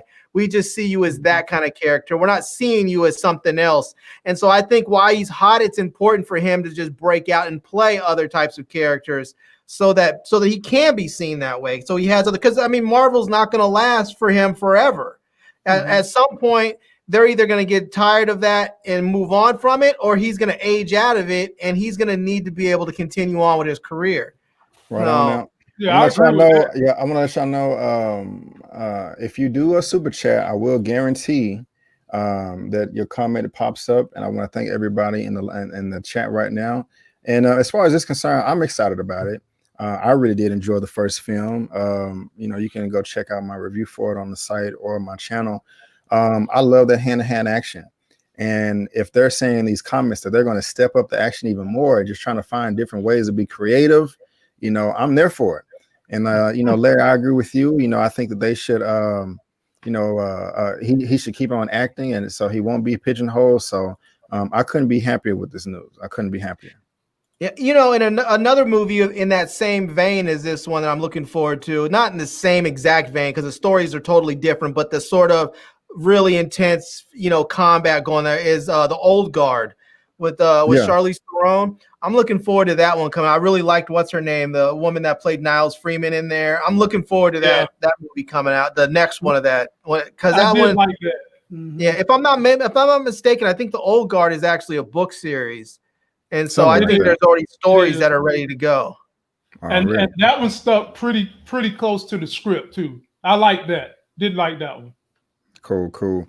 Well, guys, let's go ahead and move on to the next section. And just real quick before we do, I have a quick commercial break. Here we go. Finding a new home is stressful enough. Why worry about moving your stuff too? Hiring VIG Moving is an advantage for 2 reasons. Because we save you time and you can have a stress-free move without the dreaded thought of actually breaking down and moving all your belongings. We promise a premium quality moving experience at a competitive price. For a free quote, call us now at 469-629-9597 or visit www.vigmoving.com. We look forward to serving you. Again, guys, that is vigmoving.com, vigmoving.com. Also, a good phone number is 817-406-2260. That's 817-406-2260, 817-406-2260. And of course, this only applies if you are in the Dallas-Fort Worth area. Moving on, guys, to the next topic. Lamont, he went from being a special Negro to now having commercials in his stuff. Special Negro. Extra special. I'm happy for my brother blowing up. By the way, ladies and gentlemen, please subscribe to his channel. Please thumbs him up. He can't get up here and tell you what YouTube say that he can't say, but I can say it. If you're watching his YouTube videos and you click on a banner ad for 2 seconds, that helps him make more money. You can just click on it for 2 seconds and then get right back into his video. Stuff like that helps us YouTubers. He's not saying it on behalf of his channel. I am. So that way he doesn't get in trouble and he can make his money. Can't do nothing with a brother making money and sharing. Well, all right. Thank you, sir. And just to return the favor, you know, these brothers' channels is down in the description box. Is there? It ain't going nowhere. And their channel tab, on my channel tab is all of their channels as well. So go ahead and check that out. You know, so I appreciate it, man. I appreciate it. But you know, we're moving on to the next segment of the section, not segment, section of the night. You know, we're all a big fan. Of all of this stuff right here, baby. I got the hat on. I'm ready. Yeah, it is time, guys, for the Marvel movie news section of tonight. Yes, it is going down. It is going down. We're talking Marvel Studios specifically. You know, Marvel Studios specifically. I can't wait. And you know, there goes the banner right there. And so again, that just brings me over, you know, to the next topic right here. And I can't wait to talk about it. And we have a rumor. It seems like Dr. Doom may have been cast. Okay. And I can't wait to hear about what you guys think about this. But can Michael Fassbender be the new Dr. Doom in the Marvel Cinematic Universe? I don't know. We're going to see. We're going to talk about it. I have the report right here. Man, from the MCU initiative, Michael Fassbender rumored for the MCU's Dr. Doom. And it says at Disney Investor Day, Kevin Feige left fans in awe when he announced that a Fantastic Four film is in development with Spider-Man Homecoming. John Watts signed on to direct. With the MCU debut of Marvel's first family on the way, Victor Von Doom is sure to be right behind them. This is so true. So news broke earlier this month that Doom would debut much sooner than any of us thought. With this news, who Marvel is going to cast to play Dr. Doom is in the back of just about every fan's mind. It has been reported exclusively by Giant Freaking Robot that Michael Fassbender is in negotiations with Marvel and is rumored to portray Dr. Doom. And you know, we have this quote right here. Our information comes from a proven source who has broken numerous now confirmed stories before. Our source is certain that Michael Fassbender is in negotiations with Marvel and that he will not play Magneto. However, it's less certain exactly what Marvel character he will end up playing. The most prevalent rumor heard by our source is that Marvel wants Michael Fassbender at Fantastic Four's primary villain, Dr. Doom. I'm just going to go ahead and say, guys, I know that this may just be filed as a rumor, but I hope it comes true. I think this would be fire casting. I love him. I don't like what they did with X-Men, and so I just want them to erase that, you know. And so if he is cast as Dr. Doom, that would help with that. So that's just my 2 cents, y'all. I am loving this right here. Larry, I'm gonna pass it to you. What do you think about this? You believe it? Would you be happy? Is it a rumor? Go ahead, sir. The floor is yours. The floor is yours. Actually, no. I'll tell you, the person I wanted to see as Dr. Doom is McSteamy. McSteamy. Yeah, the dude from Grey's Anatomy. That's who I want to see. You mean McDreamy? McDreamy. McDreamy? Is that what his name was? Yeah, McDreamy. Okay. Well, there was two. There was McSteamy and McDreamy. Oh, it was two of them? I think of McSteamy. This guy? No, that's McDreamy. Yeah, that's McDreamy. Okay. Yeah, I was thinking about McSteamy. We'll let McSteamy on there. You'll see. How you spell that? I guess mac and then steamy. Oh, mac steamy. Okay. I mean, like mac and cheese, huh? Mac steamy. So Shannon D said there's a McSteamy and a McDreamy. Right. Okay, yeah, I was thinking of McSteamy. Okay. Is this who you're talking about? Yeah, that's what I was thinking of. McSteamy. Okay. Yeah. He came from Chicago. Yeah, I can see that. Yeah, that's what I was hoping to see as Dr. Doom. I can see that, but he don't act as good as Michael Fassbender. I mean, I'm gonna just go ahead and throw that on out there. Right. What you got, Lamont? Man, I'm just torn because he played the hell out of Magneto. Yeah, he is Magneto at this point. But that's gone though. That series, that franchise is dead. It ain't coming back unless it does some type of multiverse stuff. No, but I mean, B. Avery, they're gonna have Magneto in the future in the MCU. There's no way you can't not have Magneto. And I guess because of how well he played a villain, who can be an anti-villain, which leads me to believe they might be taking Dr. Doom at times can be an anti-villain. He's more so a villain, but you could put him in the same vein as Thanos. You know, Thanos is a villain, but he can be an anti-villain, just depend upon the merit. On this whole thing that Thanos was an Thanos wasn't the villain. Thanos was an environmentalist. You gotta be glad I ain't got no mute button, man. Let somebody else talk. Golly, damn it, man. No, so I'm torn. I believe in the brother's acting. I think he can knock it out the park. He's gonna make a hell of a Dr. Doom. But I'm also mad that means this is the end of his Magneto. So B. Avery, I'm torn. A part of me wants it to be a rumor. A part of me wants it to be true. I guess if we're not going to see Magneto for 8 years, then yeah, let him go ahead and be Dr. Doom. That's my final answer. I got you. I don't know though, Lamont. They might have him play both if he has his mask on all the time, because we have what's his name? That's a good point. We have what's his name playing Thanos and what's his name on Deadpool.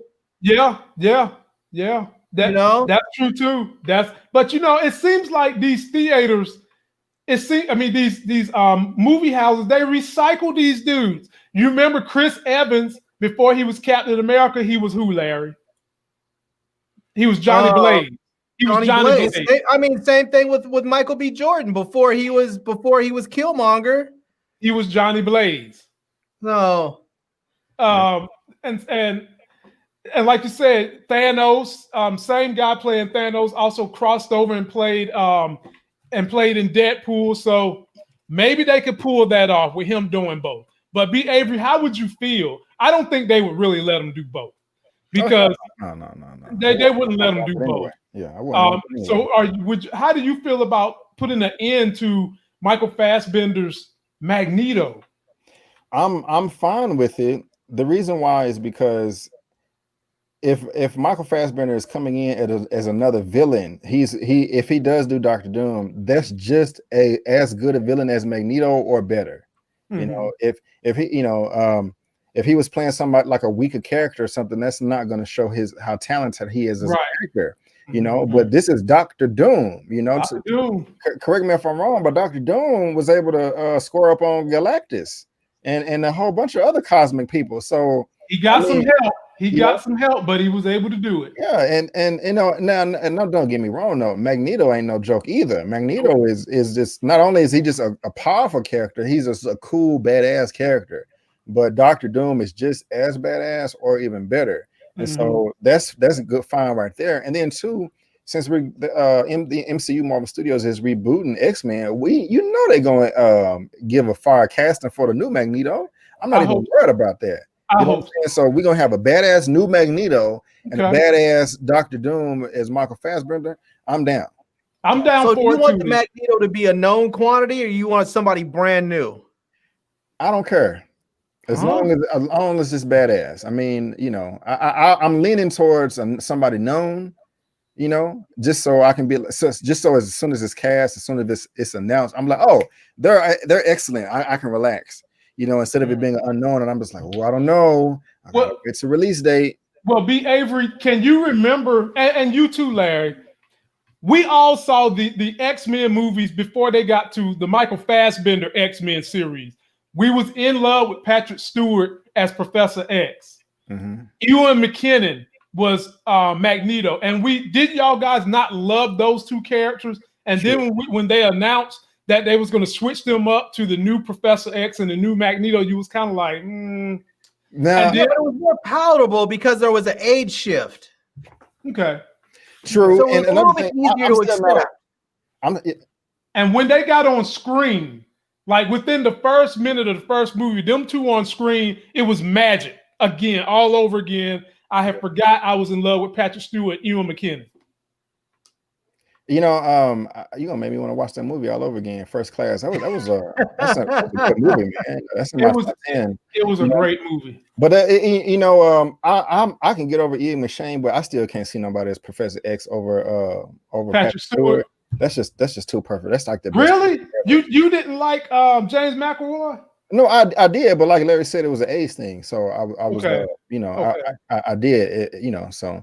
But yeah, I'm down with it, guys, and so yeah. And so let me go ahead and move on to topic number 8 in the Marvel news section. And guys, unfortunately, it's some bad news. And Lamont, you kind of touched on it earlier, but looks like we're going to have more delays with Black Widow and other films. It's unfortunate. This film was supposed to come out May of 2020, and now we're in January of 2021, and this film was supposed to come out this year in May, but it may be delayed again. I have the report, not from Collider this time, from comicbook.com. That's where I read my report too. Marvel's Black Widow expected to be delayed again. Marvel's Black Widow is expected to be delayed again, according to recent reports from Variety. And account of the situation points to 2020 delays not letting up in 2021. As multiple parts of the United States continue to struggle with the coronavirus pandemic, the prospect of being able to fill up theaters is not exactly promising at the moment.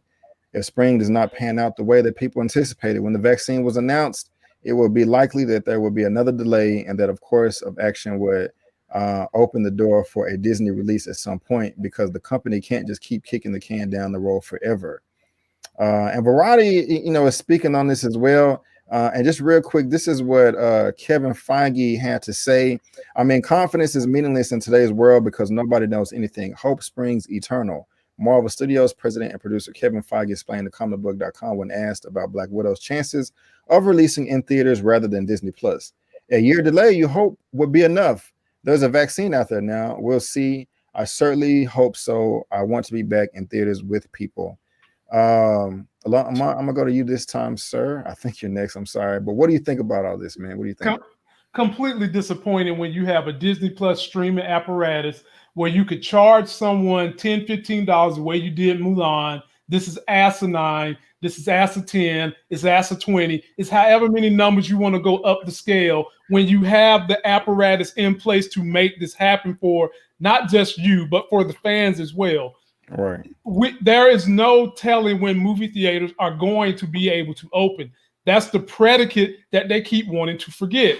And now we're having people that don't want to take the vaccine, people who have decided in their mind that I'm really not going to wear my mask now because the wrong president is in the office, even though you wasn't wearing the mask when the other president was in office. And now we got all these other variants out here that are showing that people who normally wouldn't get sick from the current version of coronavirus get sick from the new variants that are roaming around America. So Marvel, if you want to be a humanitarian as well as make money, release it on Disney Plus and just charge a fee, just like you did Mulan. There's no harm in doing that. We're in a pandemic situation. Well, go ahead, be able. Mulan failed at that, maybe because it was $30, but it didn't work with Mulan. And because it wasn't good. It wasn't stellar. It was okay. Again, it got an okay rating for me. It wasn't stellar. If you're going to do this and you've already got people who are subscribed to Disney Plus, why not have those people pay a discount and have people pop in who aren't subscribed to Disney Plus, pay 30, 50, whatever you want to charge them for 5, 6, 10 days to see this movie, and then they can get off the service, whatever you do. But to not let this thing come out when you've kicked it down the road, I fear that the hype, pomp, and circumstance is just going to flame out if you don't go ahead and release it. And not to mention, they're already talking about pushing back other movie properties till fall. And I can just tell y'all right now, we're still not going to be done with coronavirus in the fall. And we're not going to be done with it early next year either. So I don't know what you're waiting for. You're going to be pushing movies back for 5 years. Hell, my daughter going to be old enough to see Black Widow when the movie was supposed to come out before she was born. So let's get it going now. I feel you. Larry, before I pass to you, I just kind of want to add on to this. Now, you may not think this has to do with Marvel, but I'm going to link it up. A Quiet Place 2 delayed to September as well. So another delay. Another domino has fallen in 2021 movie release calendar as Paramount Pictures has delayed their horror sequel, A Quiet Place 2, once again. Originally, this was supposed to be released in March of last year, and then the studios pushed it to September 2020, and then it was delayed again to April 2021. But now it looks like it's going to be pushed to September the 17th. But they did say that it should be noted that Paramount's insistence on releasing Quiet Place 2 part in theaters is actually a great sign. Though fans are undoubtedly eager to watch it now and will perhaps be willing to pay to watch it in theaters, the studio clearly has faith in the future and thinks that it will stand the best chance of making money from it by releasing it in theaters. And so another thing about this to me, though, is John Krasinski is the director of the first film. You know, and his wife is Emily Blunt in real life and in the movie. And the way I was just kind of linking this to Marvel too is I want both of them to be Mr. Fantastic and Sue Storm. I do it. You know what I'm saying? I do it. You know, because you know they're Fantastic Four. You know what I'm saying? So, but didn't they offer them a contract, B. Abe? I thought they offered them a contract. No, not yet. It's just been speculation. Okay. You know, but Larry, what you think about all this, man? You know, A Quiet Place 2 being delayed, Black Widow possibly being delayed. What you think? I mean, the more I hear about these people trying to force people into the theaters, the more I'm hoping for their movies to fail. I think it's horrible. I think trying to force people back into an enclosed room where they're going to get coronavirus and risk spreading it around to other Americans and killing other people, I think it's as anti-American as you can get. And so when I think about these people trying to force people into a theater so that they can make money, I hope their ventures fail. And I don't generally hope for anything bad for people, but I hope their ventures fail miserably so that people will stop trying to force people into movie theaters. We're not ready, period. People, I mean, we still are trying to get people to wear masks. I mean, they're just now talking about ramping up the Defense Production Act so they can get people N95 masks. So there's enough of them that they can get everyone to wear N95 masks so that maybe we can knock this thing down and then get back to the theaters, you know? But the reality of it is that to try and force people back into a theater so that you can make money or so that you can have your ego stroked because you're thinking, oh, my movie is so big and so glorious. It needs to be shown on an IMAX screen or it needs to be seen on the big screen. You can't fully appreciate all of my glory unless it's on a big screen. Man, that is just as anti-American and sickening as one could be. I mean, you're willing literally to put people's lives at risk. And, you know, not even the people that are going to see it, but everybody else around them that comes in contact with them. You're putting all those other people's lives at risk because you want your little movie shown in the theater. I mean, that's just petty and wrong. And, I mean, if you want to push this thing back indefinitely, push it back. But let's just be real. If you're a filmmaker, put it out there. It's the perfect opportunity to get out there and be able to get another opportunity, because if your movie gets out there on streaming and it's a wild success, you can then go back in and say, look, during the pandemic, I was a team player. I wanted my stuff on the big screen, and I was a team player and let you have it for streaming, and it was a wild success for you guys. Now I need you to come and have my back with my next movie, and I need $300 million for it. And if it tanks, then you simply say, this movie would have done great if it wasn't for the pandemic and it was on the big screen. It was only tanked because it had to go straight to streaming and no one was able to pay. You know, people weren't willing to pay to watch this stuff on demand. It's, you know, that whole system's not set up. You can blame it on there. I mean, for me, I think putting it to streaming is a win-win for filmmakers right now.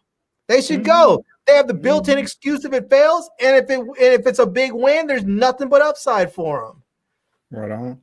Yeah, I feel you, brother. And I love the passion, man. You know, we got to figure it out. You know, so let me go ahead and move on to topic number 9 because you know, I'm sure you kids got to get to bed. yeah. But more. No, I got to dip at 10 because I got one who will crawl in this room and get on my feet, and that means pick me up. All right. Well, let me go ahead and move on to topic number 9, and it looks like with Moon Knight on Disney Plus, we have a new villain, and that's going to be played by Ethan Hawke. Okay. Ethan Hawke, you know, and I'm cool with this so far. You know, I like him. I really do. If you guys don't know, Ethan Hawke was in this movie right here, Training Day. Yeah. You know, with Denzel Washington. If anyone in the chat didn't know, but he's going to be the new villain. And I have the report right here from the Hollywood Reporter. Ethan Hawke to play villain opposite Oscar Isaac in Marvel's Moon Knight exclusive. And it says Isaac is toppling the show featuring one of Marvel's cult characters that is aiming for a March production start in Budapest. Ethan Hawke has made his Marvel, making his comic book adaptation a superhero debut, Hawke has closed a deal to join Oscar Isaac and Moon Knight, Marvel Studios series for Disney Plus, sources tell The Hollywood Reporter. And so, I mean, yeah, guys, it's just as simple as that. You know, we got some new casting right here. I'm a fan of Ethan Hawke. I mean, I'm not a diehard fan, but, you know, everything that he's been in so far, I've enjoyed. You know, I really did enjoy Training Day. Lamont, what you think about this, man? 100% in, brother. 100%. You ain't even got to ask me twice. I'm 100% on this. I'm just wondering which villain is he going to play? Because keep going. I'm sorry. I'm just wondering which villain is he going to play? Because Ethan Hawke has played in several movies where he can have that look of your traditional Southern racist. He's been in a couple of Army Glory movies. He's always kind of the villain in most of those things, most of them. Well, you know, if I go back over to what it says, let me show you this real quick. It says Hawke will play the series lead villain. Oh. And so I tried to do just a little bit of research, right? I was like, okay, who could the lead villain be? And it looks like it's this brother right here. Oh, well, see, that fits. Didn't I just say he's played a couple of those War Glory type villains? That's exactly what I just said. Right. Now, this cat right here is called Bushman. Yep. Bushman, he's the #1 villain. Moon Knight's often considered arch rival and villain who gave birth to Moon Knight was Raul Bushman. Now, I got this article right here from where I get this at? Comic book CBR.com. That's what we're gonna say. 10 villains fans hope to see in Marvel's Moon Knight series. Mm-hmm. But yeah, so it looked like it's gonna be that guy. Larry, what you think about all this, man? Yeah, I can see it. I like it. I don't have any bad feelings or any opposition to that. Seems like a solid choice.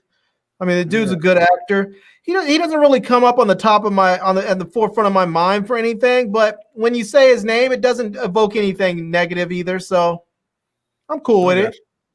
Yeah. I'm cool with it too.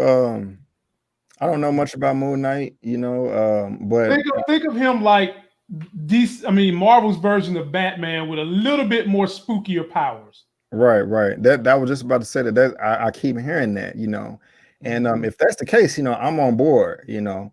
And he looks badass. He does. Yeah, he's tough. You know, I can definitely see Oscar Isaac, you know, taking 100%. On the role. 100%. You know, I enjoyed him in pretty much everything I've seen. I enjoyed him in Star Wars. Mm-hmm. You know, so pretty much everything in the marketing that I've just seen so far, you know, just looks amazing. You know, man. I can't complain. I can't complain at all. You know, if y'all watching at home and y'all want to freeze the frame, y'all can, you know, read that if you want to. You know, that this is his origin that I probably need to go through myself. Just if you want to know more Moon Knight, here's his powers. Mm-hmm. You know, and so, but yeah, man, I'm cool with this casting so far. I can't complain. And you know, there's a link to all this down in the description box if you guys want to check out more about that. So sure. Let me go ahead and move on to topic number 10. So I'll get you kids to bed. And that is more Marvel news. It looks like Matt Damon is going to be back in Thor 4. And it's funny because, I mean, it was just a little joke role. But, you know, I have the report right here from comingsoon.net. And it says Matt Damon reportedly joining Thor, Love and Thunder. As Thor and Love and Thunder continues to prepare for the impending start of production, a local Australian news site brings word that Academy Award winner Matt Damon is reportedly joining the cast of Marvel Studios' highly anticipated fourth Thor film after he was seen recently arriving in Australia with his family.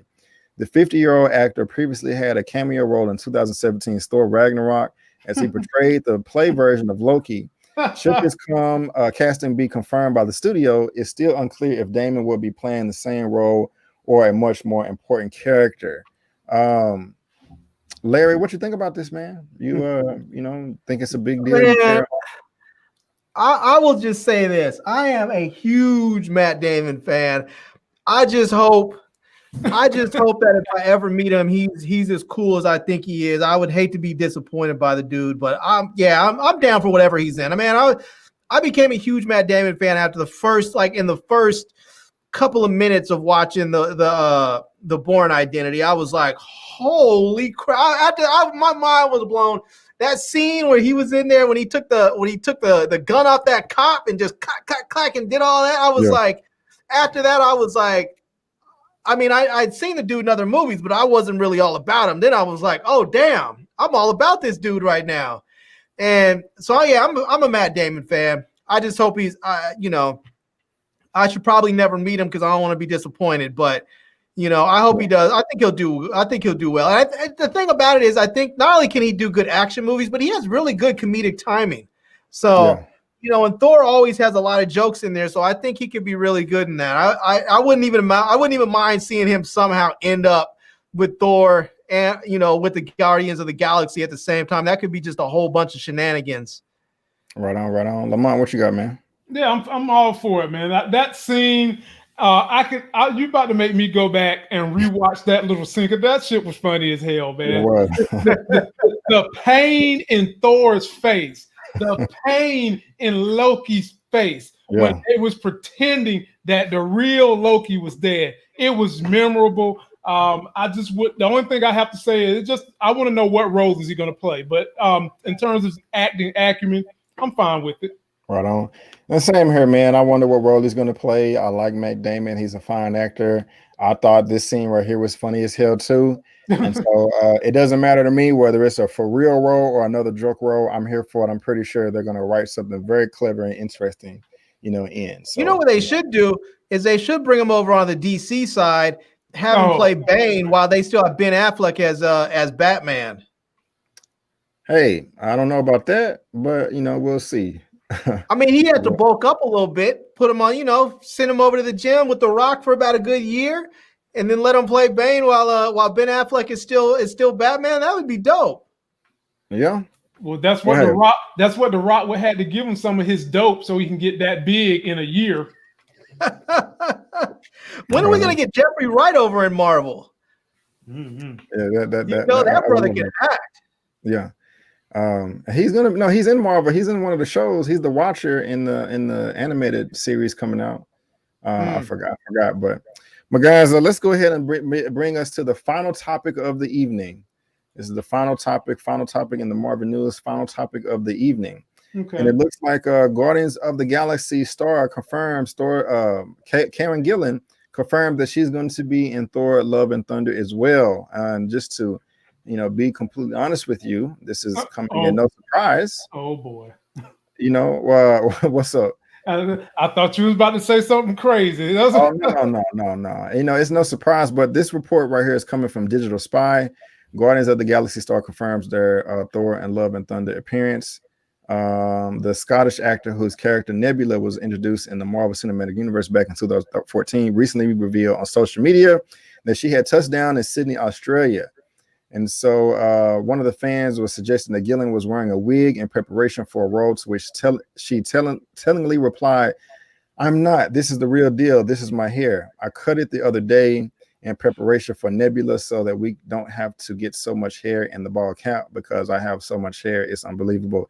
It's just so thick." This really isn't news to me. I mean, I pretty much thought that she was going to come back. But Larry, does this excite you at all? What you think about this? Yeah, man, I love me some Karen Gillan. I mean, yes, simply yes. Simply yes. Okay, bring Lamont, it on. Lamont, what you got, man? What you got? I like Karen Gillan, but Nebula don't excite me. So the only way I'm excited by this is if the rest of the Guardians is going to, for whatever the reason, pop up in the show. Already. I feel like Nebula is one of those sleepers where I feel like we could really love her more if they gave us more of her. They didn't give us enough of her through the Infinity Saga. No, we need more. I ain't need no more of her. I mean, the whole last movie was basically about her and her feelings and the way she loved her sister. And I'm good. I'm good. If anything, I want to know, where's Gamora? Can we get, if they would have said Gamora was going to be in Love and Thunder, then yeah, I'm excited. But Nebula, it's kind of okay. Yeah, she's there. She's there. That's it. Already. Yeah, Now, so Tessa I'm saying, Thompson's character, what was her character again? Valkyrie. yeah, Valkyrie. Yeah, I mean, sometimes I like Tessa Thompson. I'm not sure that was the best casting for her, though. Like, I understand why she would want to play that role, but I just didn't really feel her in that. Like, maybe she needed better direction because she's a good actor, so it's not like she couldn't have played it. I just don't think I just didn't think it was right for her. What more did you want? The only thing I think they could have done away with was the part that she was a drunk when she first came to get Thor. But other than that, I felt like she did her job. I wanted her to be a little bit more fierce. Huh? You know who could have played that role better? Is the woman, what's her name, that played Domino in Deadpool. She would have been better in that role. But I still don't get me wrong. I think it's not that I don't think Tessa Thompson did a bad job. I just think she could have done better. And I'm not even blaming it on her. I think they didn't play. I don't think they wrote that part right. I wanted to see her more fierce. I thoroughly enjoyed her on the big screen. Keep in mind, I said I thoroughly enjoyed her. I enjoyed her chemistry with Thor. What would have made it good is if they would have let her get some licks in on Hela. That would have made it probably more santalizing or whatever you want to put it. But I did like her character. I thought her chemistry with Thor on screen was good. I just didn't like them making her a drunk. Like, come on, man. Yeah, I give you that. I give you that. I give you that. I mean, I'm cool with it, you know. So yeah, you know. But guys, you know, that does conclude. Wait, don't forget, everybody, super chat this brother. We gotta show some love for him. Yeah, man. We need to get at least a couple 1, 2, 3, 10, 12 super chats up in here. Something to you know, this brother spending his hard-earned time and energy. You know, energy means burgers. Burgers cost money. You know, not to mention, I hate to go here, people, but we've got to start taking better care of the Black YouTubers that we subscribe to and support. Because our white counterpart, it's nothing for them to be on a super chat 2 hours and walk away with $500. We have got, if you like the Black YouTubers or any YouTuber for that matter, I'm speaking of us Black ones because we seem to be the ones that get caught with the short end of the stick. Whoever your YouTubers are that you like, support them with super chatting. It helps them out. It reinvigorates them. And I'm talking, it ain't got to be $100. It can be $5 here, $5 there, $2 here. Something to let them know you really appreciate them breaking down. But it can be $100 if you want to. Yeah, if you want to, but it don't have to be that. It doesn't have to be. But it can something be. to just let them know that their time and effort is fortified by your entertainment value. Yeah, that's appreciated. Well, it is appreciated, guys, and I do appreciate you too. And in the spirit of helping out other, you know, YouTubers and Black YouTubers, again, guys, subscribe to these two gentlemen's channel. There's a link to their YouTube channels in the description box of this video. All you got to do is just click it and hit the subscribe button. It's free.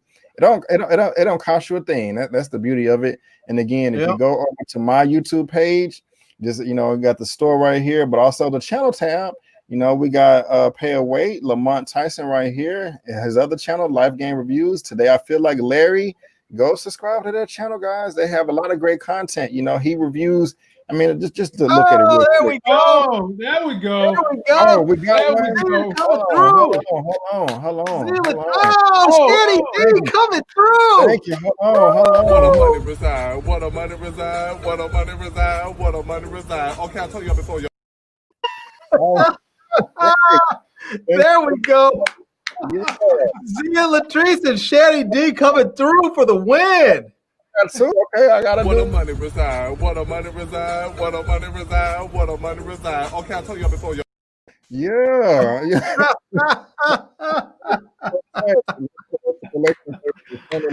There we go. Listed below. Goodness. I'm sorry, Shanny D. There is an 11 topic. I was gonna do a episode 3 spoiler talk of WandaVision, but I thought that I was gonna have other guests here to talk about that, and I was gonna have Larry and Lamont leave because it's the last topic, because we're gonna be talking about that tomorrow on his show. And so I guess I forgot to delete that out the comments. But if you want to hear me talk more about WandaVision, come to let me just go to it real quick. Come to Lamont's channel tomorrow night. That's 8 p.m. Central Standard Time. Come to this channel tomorrow night. I will be there 8 p.m. CST. That's 9 p.m. EST. And we're going to talk about that 11th topic of WandaVision. And so, you know, they just don't want to spoil it over here. So my bad on that. But again, thank you, Zia Latrice, for the super chat. Again, thank you, Shannon D, for the super chat. I really do appreciate it. Y'all are so loyal to me. And guys, that is going to conclude my second movie news roundup show. I had a lot of fun. We went over the Bernie memes. We talked about the Godzilla vs. Kong trailer. We talked about Christopher Nolan. We talked about a ton of stuff. Hopefully, I can do this every week. I may not do it on Sundays. I may do it on Saturdays.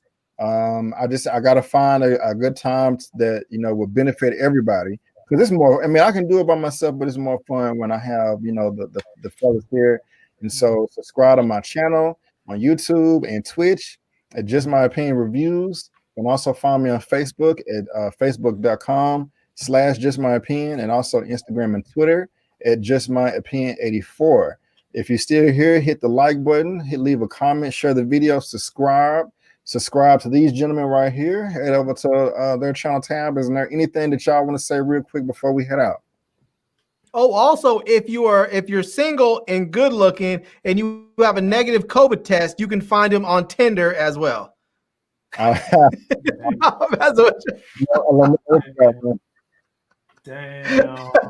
Really? You had to go there. If anything, I would say everybody. Golly, I just want to say he invited me, so he knew what he was getting into. This guy here, man. Crazy. Well, everybody, I just want you to be safe, mask up, protect your neighbors, protect your families. Keep supporting as many of your minority YouTubers as possible. Things that bother me in this community is I know that there is a rich group of individuals seeking content from YouTube, and they would like minority content, and we're out here. So continue to support us. Let us know where we're doing good. Let us know where we're doing wrong, so that we can continue to refine our craft to make our value greater for you as a watcher, and subscribe to our channels. Yeah, I do want to say, in all seriousness, you know, like Lamont said, wear your mask, but also, you know, protect your health, not just your physical health, protect your mental health, because I know this pandemic has gone on way longer than anybody thought that it was, and that it was going to. It's going to keep going on for probably the next year, maybe a little bit longer. So protect yourself, both your physical health and your mental health, because it's a very, very long time coming. And I don't want people to break down and just give up and say, I'm tired of this, and go out and get themselves sick or get, you know, contract COVID and not even get sick, but pass it on to someone that they love, and then later end up feeling responsible for someone else's illness or death. So protect your health, both physical and mental. Right on, my brother. Right on. Great words. And I appreciate you guys for coming and joining me, man. Y'all are welcome back anytime. It's an open invitation. And guys, again, I just want to thank you so much for tuning in. Like the video, leave a comment, subscribe, share it, follow me on social media. And before you go, don't forget that my name is Brandon Keith Avery, and that's just my opinion. Peace.